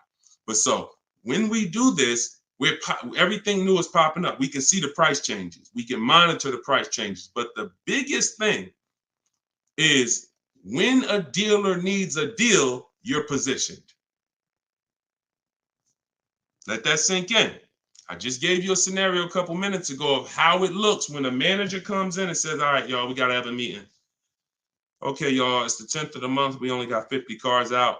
We got to sell 250 cars by the end of the month. We're way behind. Anybody who is real, that's what we call a real customer, a real buyer. Get them on the phone and, see if they're open. We're not turning away any reasonable offer today. Now, for those who are desperate, need a car today, need a car this week, those people been going. They're never going to get these phone calls, very rarely, because they're moving so fast. You position. You in their email. Tom knows Sparta is been emailing me. He told me he doesn't, or she, I can't tell if it's, I can't tell by your name, whether you're a man or woman, but let me see. Sparta, hey, I know I couldn't get to your offer before. You still open? Yeah, thank you. What you got? Position. So you can't do that when you're desperate and when you're shopping. Now, if you're in an emergency, understood. You totaled your car, you need a car in 2 weeks, understood. We got plenty of people who get in, use my stuff, they get their car in 2 days, they get their car in. That's why my biggest thing is teaching you the strategies you need to get below market deals in 48 hours. But the benefits of having time can't be measured. The benefit of being able to look at deals, have dealers call you. I had one of my people who listened to me. He had a Kia Telluride. The general manager called him the last day of the month and said, look, if you could get this done today, I'll take $5,000 off the price. That's the one he ended up going with. His name is Wendell. So I don't say there's a best time to buy a car because I've seen deals at the beginning of the month. I've seen below market deals at the end of the month, non-holidays, holidays. I've also seen people overpay with no strategy at the beginning of the month, the end of the month, the holidays. So you get what I'm saying? Y'all understand that? It's all about being positioned. And if you can be positioned, you'll find that you'll love getting those calls and those emails. Like, man, all of those people, when I reached out to them, they act like they didn't want to do a deal or they couldn't get to my number. Don't worry. 2 years ago, I was shopping for my mother's Mazda CX-5. I reached out in October for the offers. I looked at the offers, didn't like them. Then I reached out in November. Same salespeople. They knew me. They know I'm serious. But hey, I didn't like the offers last month. Didn't like the offers in November. December, guy calls me or emails me, Deshone, I got this car. Let me know if it'll work for your mother. I think I can get to your number on this. Saw the car? Yep, car works. That's the one we ended up getting. Strategy. All right, that's how I want y'all moving. Go ahead, Dolan. Next question. This one's Lisa Jane from TikTok. How are you? And we are live, y'all. This is our Wednesday, 7 p.m. live stream. So if you don't see the banner, that means we're live. If you see the banner, that means you're watching the replay. People watch the replays all throughout the week, so people get value out of replays. But if you are not seeing the banner, that means we're live. So ask your questions. Time to turn in my lease. I'm already over the sales guys, not sure how to start. First thing you're going to do, sounds like you've decided you're going to lease again. So that would be the most important question. That's always the first question because that's the foundation of your deal. Leasing versus purchasing. I always say, if you've been on the show before, you can't get a great deal if you purchase, but you should have leased. Impossible. So once you decide that, now we're going to do an equity assessment. So we are no longer, Lisa, going to turn in. Who's dropped off a lease to a dealer at any time in their life? Type 1. You had a lease. You've just dropped it off or returned it to the dealer. And what you're going to see now is you're getting a lot of dealers that say, we're a lease return center. Bring your lease in. We'll ground your lease for you. Even sometimes it's not even their brand. They sell Hondas and they'll say, hey, bring any lease and we'll return it. The reason they're doing that is because they're going to do an equity assessment. So the reason why right after you decide whether you're leasing or buying, that's my process is 7 steps. That's why my book is called Cars from Home, 7 Steps to Saving Time, Money, and Avoiding Dealerships. Step 7 is delivery. That's the end. But the first step is lease versus buy, 8-year rule. Second step is equity assessment because you need to understand that every time you give your car to a dealership, either dropping it off on lease or you trade, they're assessing your equity. They're assessing the position of what the vehicle is worth on the market. We do that. We never let the dealer do that before we do that. And the only way we do that, we don't use Blue Book, we don't use Black Book, we don't use any algorithm sites. We have a huge advantage with cars we don't have with houses. That's we could get offers. We can get real offers. Imagine being able to, at any time, if you're a homeowner, literally get no obligation offers on your home. You could just put your home, you could just go to buyers and say, here's this kind of house I got, and you could get multiple offers. Hey, I'll pay this for it, I'll pay this for it, I'll pay this for it. That'd be amazing, but you can't. So all they have with homes is algorithms, Zillow, Zestimates, and all of that. With cars, we can get real offers from the people who compete to buy cars. And this is our first step before we budget, before we think about what car we want, before shopping, we are doing an equity assessment. So what that looks like, Jane, is Lisa, is you're gonna call your leasing company and you're gonna get the payoff. There's two types of payoffs, a customer payoff, a dealer payoff. Depending on the brand, sometimes they're the same, sometimes they're different. Sometimes the dealers don't have to pay taxes, and so it depends. There's no hard rule, but you're going to get the customer payoff. Customer payoff, then you're going to ask them if you that step is the same for everyone, whether you own a car, you lease a car, doesn't matter. Only people who don't have to do that is if you have a paid off car. You skip that step and you go right to the next step. But if you have a lease, you're going to ask an additional question. Do I have a third-party restriction? If you don't have a third-party restriction, you can sell to the highest online bidder. The bidders that we're going to get, if you own your car outright, you can sell to the highest online bidder. You have a lease with no third-party restriction, you can sell to the highest online bidder. If you have a finance car with a bank loan on it, you can sell to the highest online bidder. The only people who can't sell to the highest online bidder are leases with third-party restrictions. So you're still going to go and get the offers from the online bidders because you want to know a roundabout of what the car is worth. So we're going to go to CarMax. We're going to go to Drive. We get 6 offers. This is the equity assessment laid out in my book, step 2. When you do this, you're getting CarMax offers, Driveway offers, Carvana offer, Kelly's Blue Book Instant Cash offer, AutoNation Sell My Car, and Car Guru Sell My Car. When you get to the point where if you lease, pay attention. See, there's a lot of details. This is why I say when y'all are trying to look through all my social media videos, you don't realize what things are applicable to you and which are not. So I'm talking to 4 different types of people right now. People who, all of you should be doing an equity assessment. People who have a car that's owned outright. People that has a car with a loan on it. People that has a lease, no third-party restriction. People who have a lease with a third-party restriction. So you have to take the nuances and say, all right, that part was for people with third-party restriction. This part is not. I don't have a third-party. So when you call and you get a third-party restriction, you need to take a different route to sell. But everyone's going to get those 6 offers. Everyone. Shout out to y'all tapping the screen, running the likes up. And shout out to the sharers. Thank you to everybody that shares the broadcast. It means a lot. Tag your closest friend. So now you get those 6 offers. If you have a lease, whenever you're on those websites, it's going to ask you, is the car owned, financed, or leased? You want to put owned. Do not put lease because it triggers something in their website where it thinks every lease has a third-party restriction and they may not give you an offer. So don't do that. Now, once you get those offers, you can sell to the highest bidder. Now, if you have a third-party restriction, we're going to take those offers. We're going to kind of see where those offers are, kind of get an estimate, and now we're going to go and sell that car to a used car, to a brand. Let me explain it like this. If you have a BMW, you can only sell to a BMW dealer. When you have a third-party restriction, you can only sell to a BMW dealer. Now, hundreds of thousands of people around the country, they found out they had a third-party restriction. They bought their cars and resold them.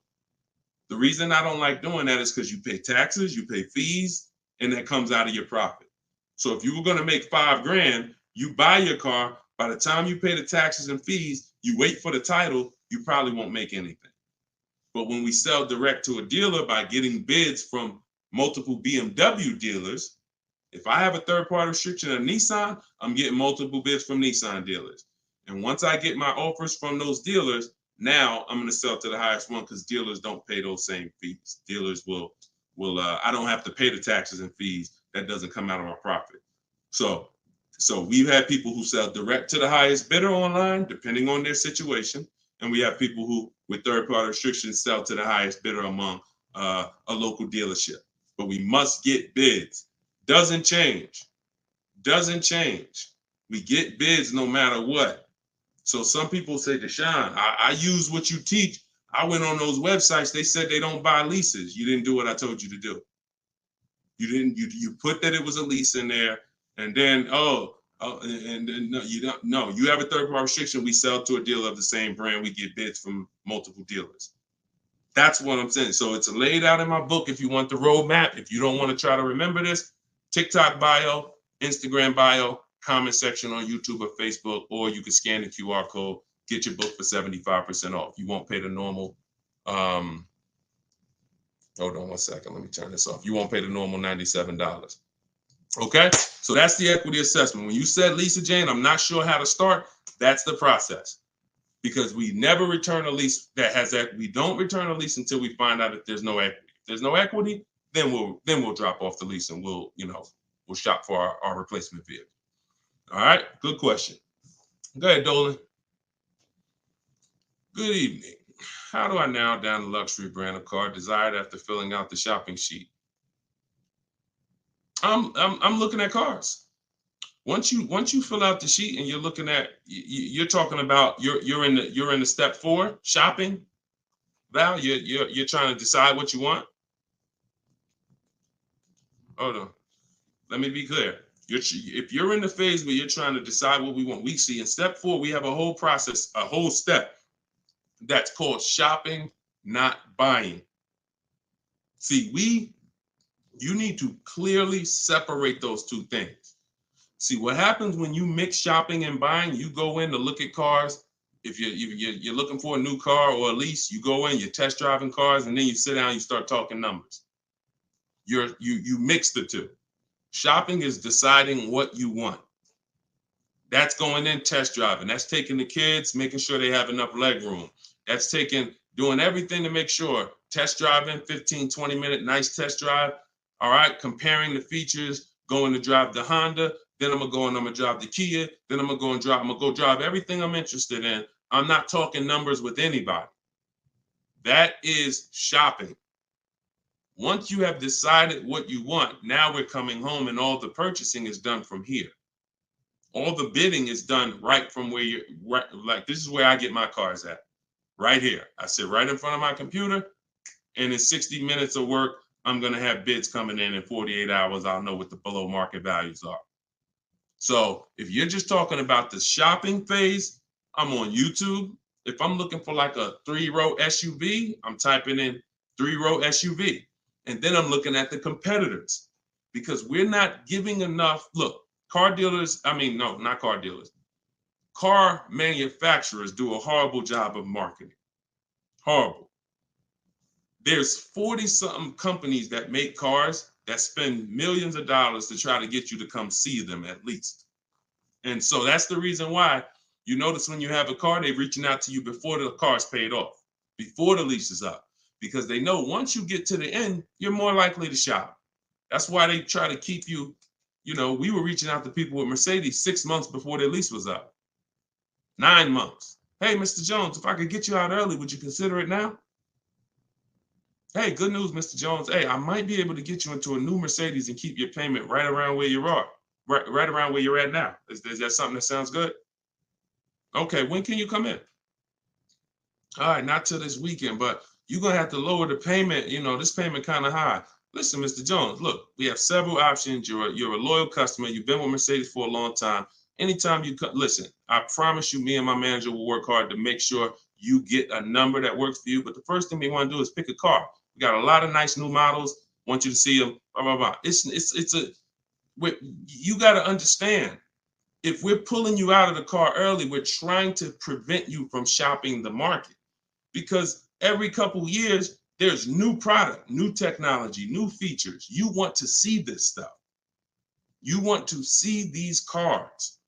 And so that's when what I'm telling you is you're about to spend 50 grand, 30 grand, 70 grand. Take the time and treat it like if you were going into the mall to spend that kind of money. If you were walking into the mall to spend that kind of money, how would you want to be treated? Would you ever rush yourself?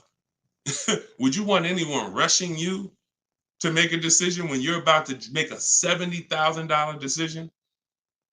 A lot of you are not test driving enough cars. Now, with a used car, you can't test drive it until right before you buy it.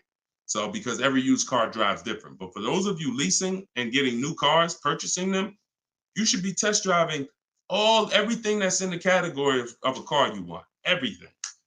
Test driving and then narrowing it down. This is how people end up getting a car, and in 3 months they're like, hey, I don't really like the car. It's not as comfortable as I thought. You didn't test drive it. You did a short, quick test drive. So don't rob yourself of the shopping experience. We don't. That's why I have a whole step that is only devoted to shopping. And then what you do, Val, is you put it into Google and you type in the year and you type in initial quality. That's going to tell you on that first page what the ratings say. Listen, don't ask your neighbor what they think of the new car. They might love it, but there's 10,000 other people in the country that have that same car. You need to know what is the data saying about that. 10% of those people might be dealing with electrical issues. That's going to show in that initial quality scan on Google. Then you look and you Google reliability. So initial quality's first 90 days, reliability's first 3 years. Everyone who's leasing needs to be typing those two things in. Initial quality, skim the articles, look for any red flags, then do the same thing for reliability. Those of you who are purchasing, you should be doing longevity. And that's going to tell you if the car has transmission problems later on. That's going to tell you what the engine is rated to do. These are 5-minute exercises that will save you from getting a Maserati that's in the shop every 3 months. So that's the shopping process, Val. And don't cheat yourself of it. Don't shortcut it. Take as much time as you need in that part of the process. Because once you decide what you want, getting offers is quick. If you're doing it my way, getting offers is literally 60 minutes. So don't rob yourself of shopping. All right, good question. Go ahead, Dolan. One thing I will not do is sign anything to test drive. If anybody ever, keep that question up. If anybody ever makes you sign something to test drive, first of all, and I have a particular way I set up a test drive. In my book, I teach you how to call a dealer, ask for the most experienced salesperson, the guy everybody loves, the person everybody loves, and you set up the test drive with that person. You set up a random test drive or you walk into, you don't know who you're going to get. You might get Lou Ricardo. He only been there for 2 months. He made $10,000 last month. He hungry. He feeling like he could do no wrong. Even when he lies, he's not going to get caught. And that's the guy you're dealing with. You got to set up everything is a system. Nothing is left to chance when you're following my process. And no one who's experienced like that would ever require you to sign something before you test drive it. Driver's license, I have your information. I have your email. Okay, that's what we need. All this other stuff is just a trick to lock you in. It's ridiculous. Okay. All right. This one's from YouTube. Deshone, I got equity now at the end of my lease, but I got a third-party restriction. How can I sell it to a dealer without buying a new one? Separate the transactions. When Dave came in, Dave was the first person who used this strategy back in 2021. And he joined me because he said, look, I had a BMW. As soon as I found out how to get around this, that made me like $1,500 to $2,000 more because I had the third-party restriction. You call, we speak to used car managers, and you're going to get bids from used car managers. Hey, I got a car. I'm looking to sell it. I have a specific script in my book, but hey, I'm looking to sell it. And, can I give you some information about it? And you give me an offer. And we want to get at least 3 offers. It's a relatively new car, 2-3 years old, and that's it. You're having conversations and you're getting offers. These guys, their job is to buy cars. So, but that's independent of who you're getting the car from. So if I talk to a guy and he was like, look, I like your car, I can pay you this for it, I'm going to tell him, look, okay, I'm about to shop for my new car. I'm looking to have that deal done in a couple weeks. And as soon as I make that deal and schedule the delivery, I'll call you and I'll drop off this car to you. Now he's going to say, well, if too much time passes, I might have to look at it again. No problem. Understand. If 2 months pass, then yeah, I would keep in touch with him and be like, hey, I'm still shopping. Do you need to take a look at it again? Just so the person, I'm always, anyone who's listening to me, who uses my stuff, they're always locking up equity in who they're going to sell the car to before they focus on the new car shopping. Before. Equity needs to be, because that's a bidding process. I've already gone through the bidding process. I know who I'm giving my old car to. Now I'm on to my next car. I'm on to the replacement car. I'm on to the loan that's separate. But this needs to be locked up first, because what will happen is you've been taught, don't tell the dealer about your trade till the end. Let me tell you how horrible, who's heard that advice? And I'm going to tell you why that's the worst advice about getting money for your trade-in you could have ever listened to. Hopefully you never listened to it, but who's heard, don't tell the dealer about that you have a trade until the end? Who's heard that? Okay, Adri said, I've heard that. Okay, who's heard that? Okay, SS, I see you on YouTube, me. Okay. This is a widespread thing. If you go on any of the negotiators' websites or whatever, or you see social media videos, they'll tell you, I'm gonna tell you why that's horrible. Because they're teaching you to shop a way where you are gonna negotiate your way to a deal. You're not sitting at home bidding.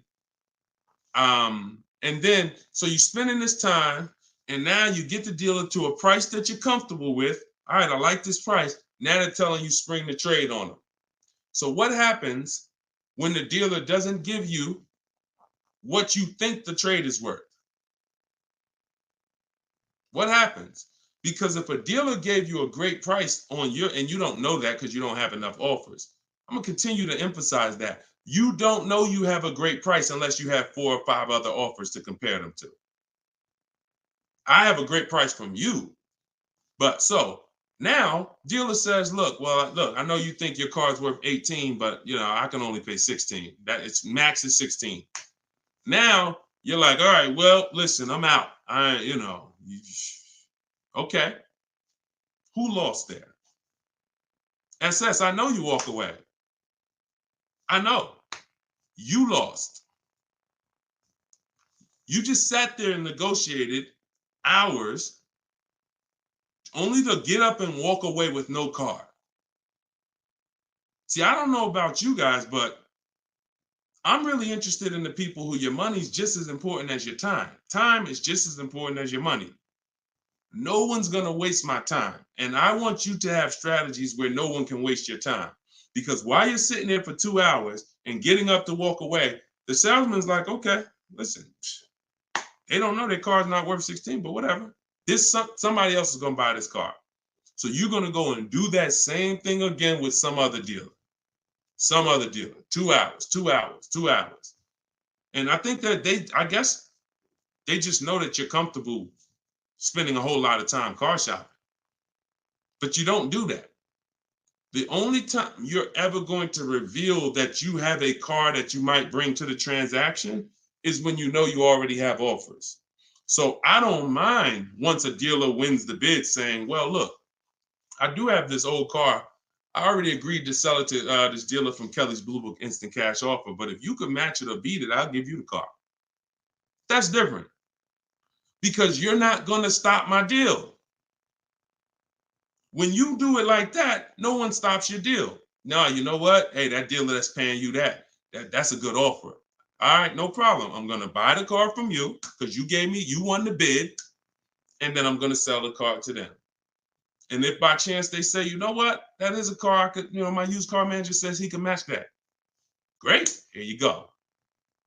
But this getting up and walking away, driving to a dealership only to find out I got to the dealership, they told me they had $4,000 in fees made up that they put. I just got up and walked away.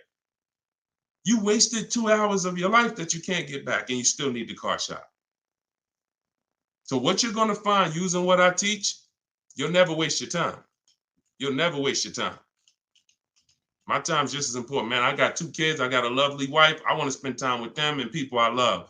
not in car dealerships walking out. That's just me. If you like me, then we're gonna love working together. So go ahead, Dolan.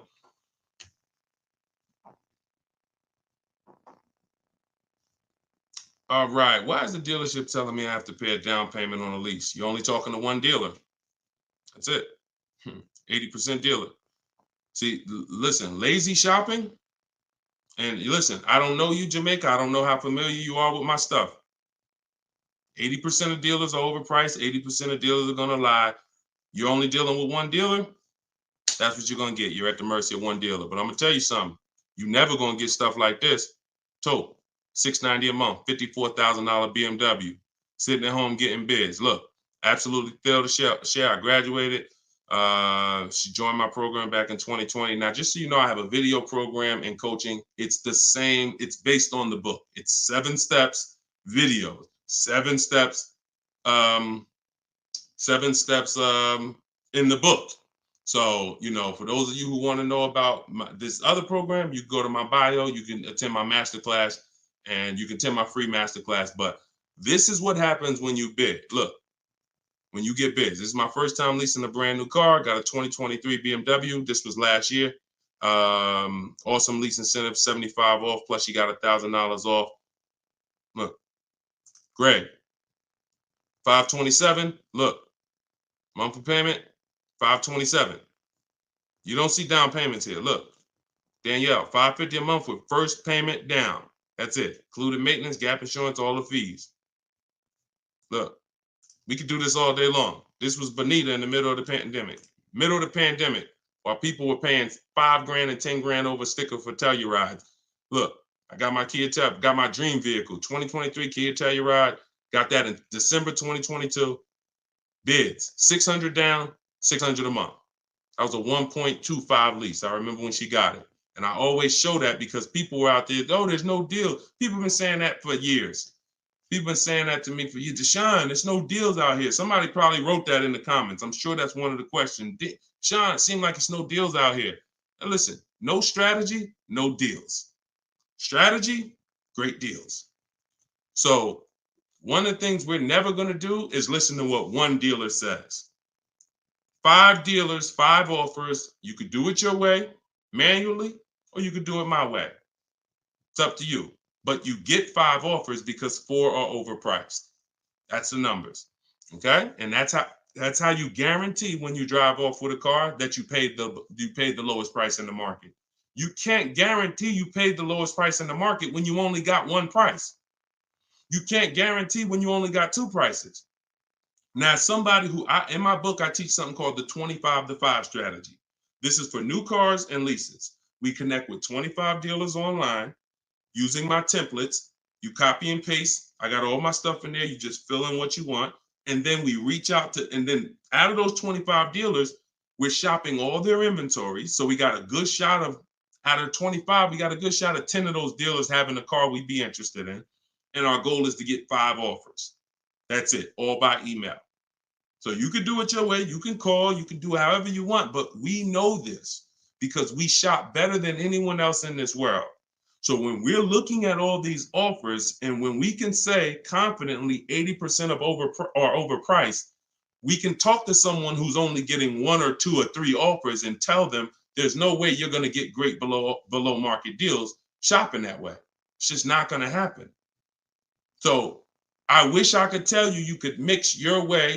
The only thing I can say about mixing your way is if you don't want to use my strategies to get the 5 offers. You want to get 5 offers some other way, God bless you. But you get 5 offers if you want below market deals. And if you're looking at super popular vehicles, Charles got a Palisade. Look, he got 10 offers. I reached out to 35 Hyundai dealers, got 10 quotes back.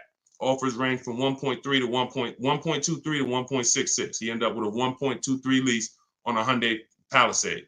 $48,000 vehicle, $597 a month. So that's why the dealer you're dealing with is telling you need a down payment because that's who they are. They're an 80% dealer. They're an 80% dealer. All right? That's just what it is. Strategy. Go ahead, Dolan.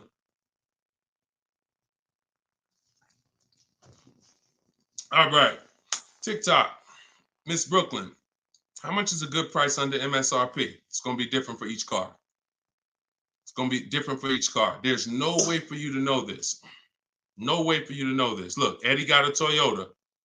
He got $2,086 under MSRP. You don't know what the bottom is without offers. Your way of shopping the old way, you're just feeling for the bottom. No way. And I'm showing you all of this so you know. Look, Kimberly got $20,000 off of Maserati a little while ago. $86,000, you see it right here, $86,000 MSRP. Their selling price to her was $66,261. Had she got excited thinking, I'm just going to make up a number. I'm just going to, if I could save $7,000 off this Maserati, that'd be great. We don't pick what the bottom is. We get enough offers and it reveals what the bottom is. You get a bunch of offers on a Toyota Camry, the lowest offer, $2,000 under MSRP. Now, Kimberly, Maserati, that car, 20 grand off. Look, Sean, $20,000 off his F-150 Lightning XLT. Look, MSRP 73, dealer discount 4,900, 15,500. Now, just so y'all know, the 80% dealers are not even going to tell you there's a $15,500 rebate. So don't think he was just looking at a bunch of offers and everyone had a $15,000 rebate. Some people tell you, okay, there's $7,500 in rebates. Some people tell you it's $2,000 in rebates. If you're sitting in front of them, what do they have to tell you that for if you don't have, you're not going to shop. The statistics show, unfortunately, average people are going to shop 2 dealers. That's statistics. That's something that we're trained on. 2 dealers. So if you're going to shop 2 dealers and you're going to shop like the average person, why the heck am I going to tell you there's a $15,000 rebate on this vehicle when you're sitting in front of me and we just negotiate? That's what you're going to get. So it's no way for you to predict where the bottom is. Look, it's no way. Look, this is Tiffany. Tiffany sent me this the other day. She used my book. She got a $44,000 CX90 Mazda 2024, $6,530 off. Look, you see it up at the top. Believe we got a good deal from what we learned from the rest of the book. This is a bid. Now, I'm going to tell you, I don't care how big the discount is. If it's from one dealer, that's not enough. Because again, the discount could look amazing. Wow, 7 grand off, 10 grand off, 15 grand off. Until you get the 5 offers minimum, what if the max was 20 off? What if the max was 25 off? I told you, I sold a Maybach when I was working for Mercedes-Benz. It had a $20,000 rebate. If a person was getting bids for the Maybach, they would have saw that they could probably save 30, 40 grand off a Maybach at that time when they were running a $20,000 rebate. But if they came in and the dealer said, all right, look, I'll give you 15 grand off. If they thought, okay, that sounds good. So you don't get to pick where the bottom is. No one does. And if you try that, you're going to lose every time. And you're going to lose by not getting to the bottom and by wondering. See, that buyer's remorse, that's wondering. Was that really the bottom? You think we could have got more money off? That's buyer's remorse. We never have that. I want you to never have that. And when you sit at home and you let these offers come to you and you look and you see 5, 6, 7 people bidding for your business, you'll never wonder. You'll never wonder again. That feeling of in your gut of, oh, I hope I'm not getting ripped off. Oh, I hope this is a good price. That's a thing of the past. You'll never have that. Okay? And you deserve not to ever have that. Stop shopping the old way. Okay? Go ahead, Dolan. Very common question, too. Yep, you did the work. This one's Nita from TikTok. Instagram, I don't see enough questions over here. Instagram, I see a couple of y'all on, but I don't see any questions. Can I oil you up? Okay, you got to get it. My bad. You always got some weirdos popping up. That's why I'm going to let Dolan pull in the questions. Sometimes I'll be reading and we get just... Good. All right, so Nita from TikTok. Should I be worrying about the cost of insurance when buying a car? I would... Look, insurance is insurance. I would use a site like Insurify or Jerry, the Jerry app. I would use a site that shops multiple companies. Insurify shops multiple companies. And some of the smaller companies that don't have the big budgets, some of you go to insurify.com tonight, you might save money. So you need to, and I'm not endorsed by Insurify right now. I just believe in the product. Look, I believe in anything that gets my favorite two words, multiple offers. Because that's how we buy everything else. That's how we buy TVs. That's how we buy electronics. That's how we buy groceries. You go in, you want some potato chips. You got 30, 40 companies competing. You got, spaghetti sauce. 10 different companies competing, trying to sell you. Oh, we're on sale this week. Blah, blah, blah. It's always multiple offers. So any tool that gets multiple offers, I love it. So insurify.com or the Jerry app. Yeah, insurance is insurance.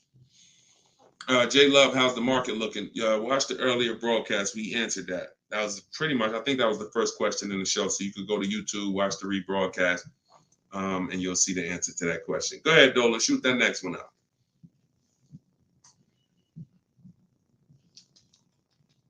Okay, what is a third-party offers? What is a third-party restriction?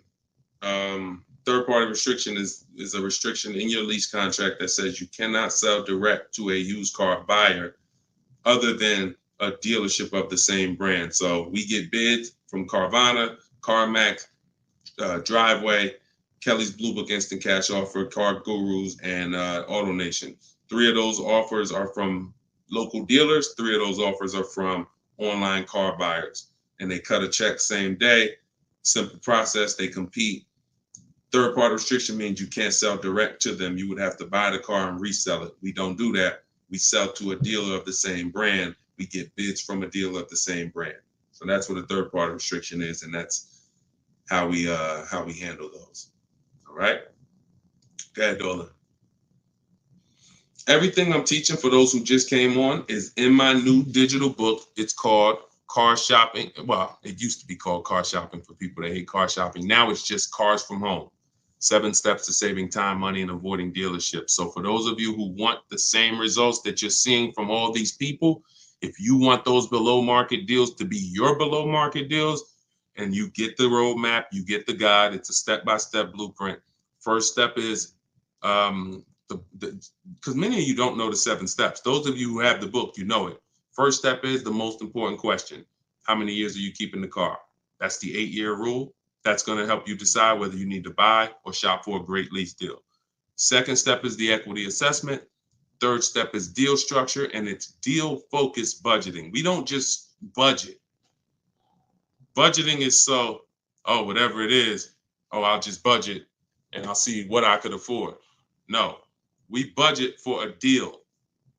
You need to know what a deal. When I'm budgeting for a lease, I'm budgeting to see if the lease is great, this is what it should cost. If I'm budgeting for a purchase, I'm budgeting, this is how much a great deal should be. I'm coming up with my max offers way before I ever go look at cars. So that's day 3. That's step 3, deal structure. Step 4 is shopping, not buying.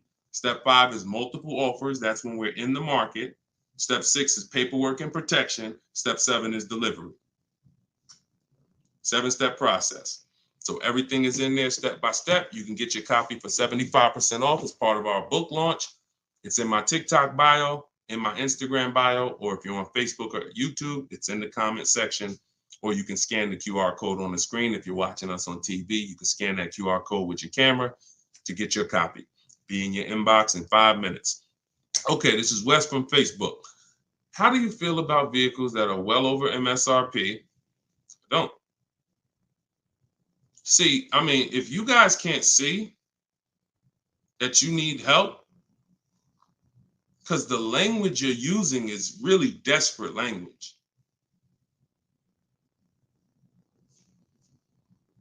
You know, I really don't know, like, because here's the thing. You're walking into dealers because that's all you know to do, and you're saying that stuff. Vehicle I'm interested in selling almost 20 grand over MSRP. I remember when the new Broncos came out a couple years ago during the pandemic, and people were paying 10 grand, 20 grand over MSRP for them. And when our first person got a Bronco with no markups, everyone who paid 10, 20 grand, 5 grand, 2 grand over at that time, money's out the window dealing with 80% dealers. And then you go in and you say this stuff that just works against you. Oh man, yo, you go into another dealer. Hey, what's the, oh, y'all got, how much y'all asking for this? Well, we're asking 10,000 over sticker. Oh, okay, that's better than the other deal. This other deal I was in, they was asking 20 grand over sticker. Negotiating against yourself. How you gonna turn around and ask me for money off when you just said that the price, because I'm 10 grand over, I'm good. Oh man, you only 5 grand over stickers. Man, you all right, this is good because the other one was 20 grand over sticker. Okay, so don't ask me nothing about my 5 at all. You interested? Because you know, yeah, you know, let's talk. What's the payment like doing this? All right, come on, have a seat here. This is you going out with the cleaver in your head. I don't know how else to tell you. Like, sometimes I'm nice. I'm a nice guy. I wouldn't be doing this if I wasn't a nice guy. This is what God put me here to do. But I'm telling you, you're sheep to slaughter. If you don't learn this strategy, you are a sheep to slaughter, and every single time you buy cars, you're overspending by, you go out right here. Now, if you get bids and you start to see, okay, man, I could get that car not only for this. We had somebody come on the show the other day, and she said, man, I got a brand new 2024 BMW X4M, the M. And she said, I got the bids. I got 4 grand off and another 3,000 for my military. I saved 7 grand. Bids sitting at home. Some people going in the BMW dealers paying 5 grand over sticker for the brand new, newly designed 2024 M. So, any way I could get it, I'll break down the numbers and let you see. That sound like this guy and these people he's showing getting way different results than I'm getting. And sometimes I'm gonna just be straight up with you. You $24. I don't know. So go ahead. I don't know, because that's it. All I could do is just follow the show and listen to what we're talking about so you can understand. Go ahead. Go ahead, Dolan. You can't make people. It's crazy. Like, literally, you cannot make people. Like, if I could sit on here, talk till I'm blue in the face, talk about the money, show the people. You can't make you. I can't make y'all. So only the minority of people who are like, yo, you know what? This dude, I've been public for 3 years. If what I was teaching wasn't working, if I was scamming, if people were getting my stuff, we wouldn't be 5-star reviews. We wouldn't have 2 million followers. It would have came out a long time ago. I've been doing free master classes for 3 years. This would have been out by now. So understand, I'm fighting for your money. I'm fighting to protect your money. And I never had a book for $24. The least expensive way to work with me before my book came out was $397. I'm gonna let that sink in. The least expensive way to work with me prior to my book coming out was $397. And people didn't bat an eye. Some of you have been in my master classes. You've been in my free master classes. You know, oh man, I can't work personally with Deshone. I can't get his step-by-step strategies until I invest in his program. All those people that y'all seeing been investing in my program since the pandemic. I never had something for $24 that you could get everything I teach. It took me everything because I priced the book at $97. I said, it's not fair. It's not fair that I'm going to help you save thousands and thousands of dollars and I'm charging the same price for daggone books that are talking about wizards and fairies. That's not fair. But, you know, I got to be obedient. God told me do this, I'm going to do it. I don't know how long I'm going to do it, but for now, You can get your book you can get your book for 75% off in my TikTok bio, in my Instagram bio, in the comment section. YouTube and Facebook. TikTok, is it better to get a car loan from a credit union? No, we use a process. Everything we do is bids. So if you're new to this, we use a process called the bank bidding war, where it's 3 rounds. So before we look for a car, if I'm looking at a Honda, first thing I'm going to do is see, does the Honda I'm looking for have any special interest rates? 0%, 0.99%, 1.99%. That's going to eliminate my needing to shop for any bank loans, because a special subvented interest rate is like a finance rebate. They're giving you rebates in the form of financing. So no one can compete with that. So once I do round 1, if there's no special interest rates, now we start getting our bids for the car. Or if I'm looking for a used car, we start, shopping the marketplaces, narrowing it down to the ones that are going to be the best value. And then once we see who wins the bid, we find our car, we lock up that car, and then we go and we start round 2 of the bank bidding war, which is going to be our credit union, our banks, online lenders, going online and letting everyone access our credit with a hard pull. Because if you do this right, this weighs on your credit just like one hard inquiry. So if one hard inquiry drops your score 10 points, you could have 20 hard inquiries in this 48-hour period, and it's going to drop at the same 10 points. So we do that, and whoever gets the best rate, whoever makes us the best offer from round 2, then we call the dealership and we give them an opportunity to beat it, and that's round 3. The dealers have 7, 10, 15 banks. Any of their banks can beat it. That's the bank bidding war. Everything we do is a bid. There's no price assurance shopping the old way. Not only are you overpaying, even if you get a good deal, you're going to question it because you don't have enough offers to compare it to. Once you have enough offers, I had 10 banks compete for my business. I know I got the best rate. We need to know. That's the name of the game. Price assurance, guarantees. These are words that you haven't had in your car buying experience. I'm guaranteeing. If I ask any of these people here that I showed you, Tiffany with the Mazda earlier, Sean with the $20,000 off his F-150, Charles with his Palisade lease. If I asked any of these people, if you said, hey, look, are you willing to bet me $500 that there was no better offer in the market that you could have got, they'll all take the bet. I'll take the bet. But if I asked you, and I took listen, what's the last car you bought? Okay, are you willing to bet $500 that there wasn't any lower offer in the market for that same car? Would you take the bet?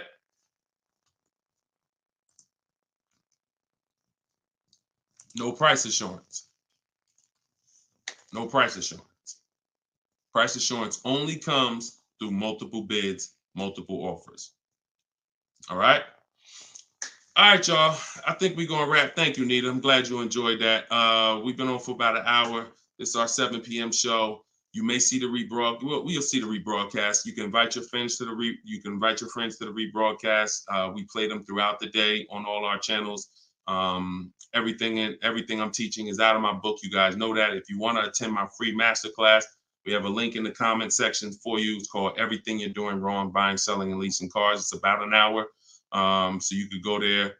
Hold on. We're going to wrap, Dolan. Man, I'm tired. I'm tired, man. We'll wrap an hour and 2 minutes, man. Everybody can come back, join us on another live show because we got tons of questions. We could never get through all the questions. Once the stream starts heating up, we can't get through all the questions. So if you want to attend my free masterclass, it's a link in the comments, or if you're on Instagram, there's a link in my bio. You can attend. It's an hour long, and then we do Q&A after. And then if you, of course, want the book, you guys know where it's at, in the comment section or in my bio. Other than that, I'll see you all on the next show. Shout out to everybody who joined, and it was good to see you all. All right, I'll see you all on the next stream. God bless you.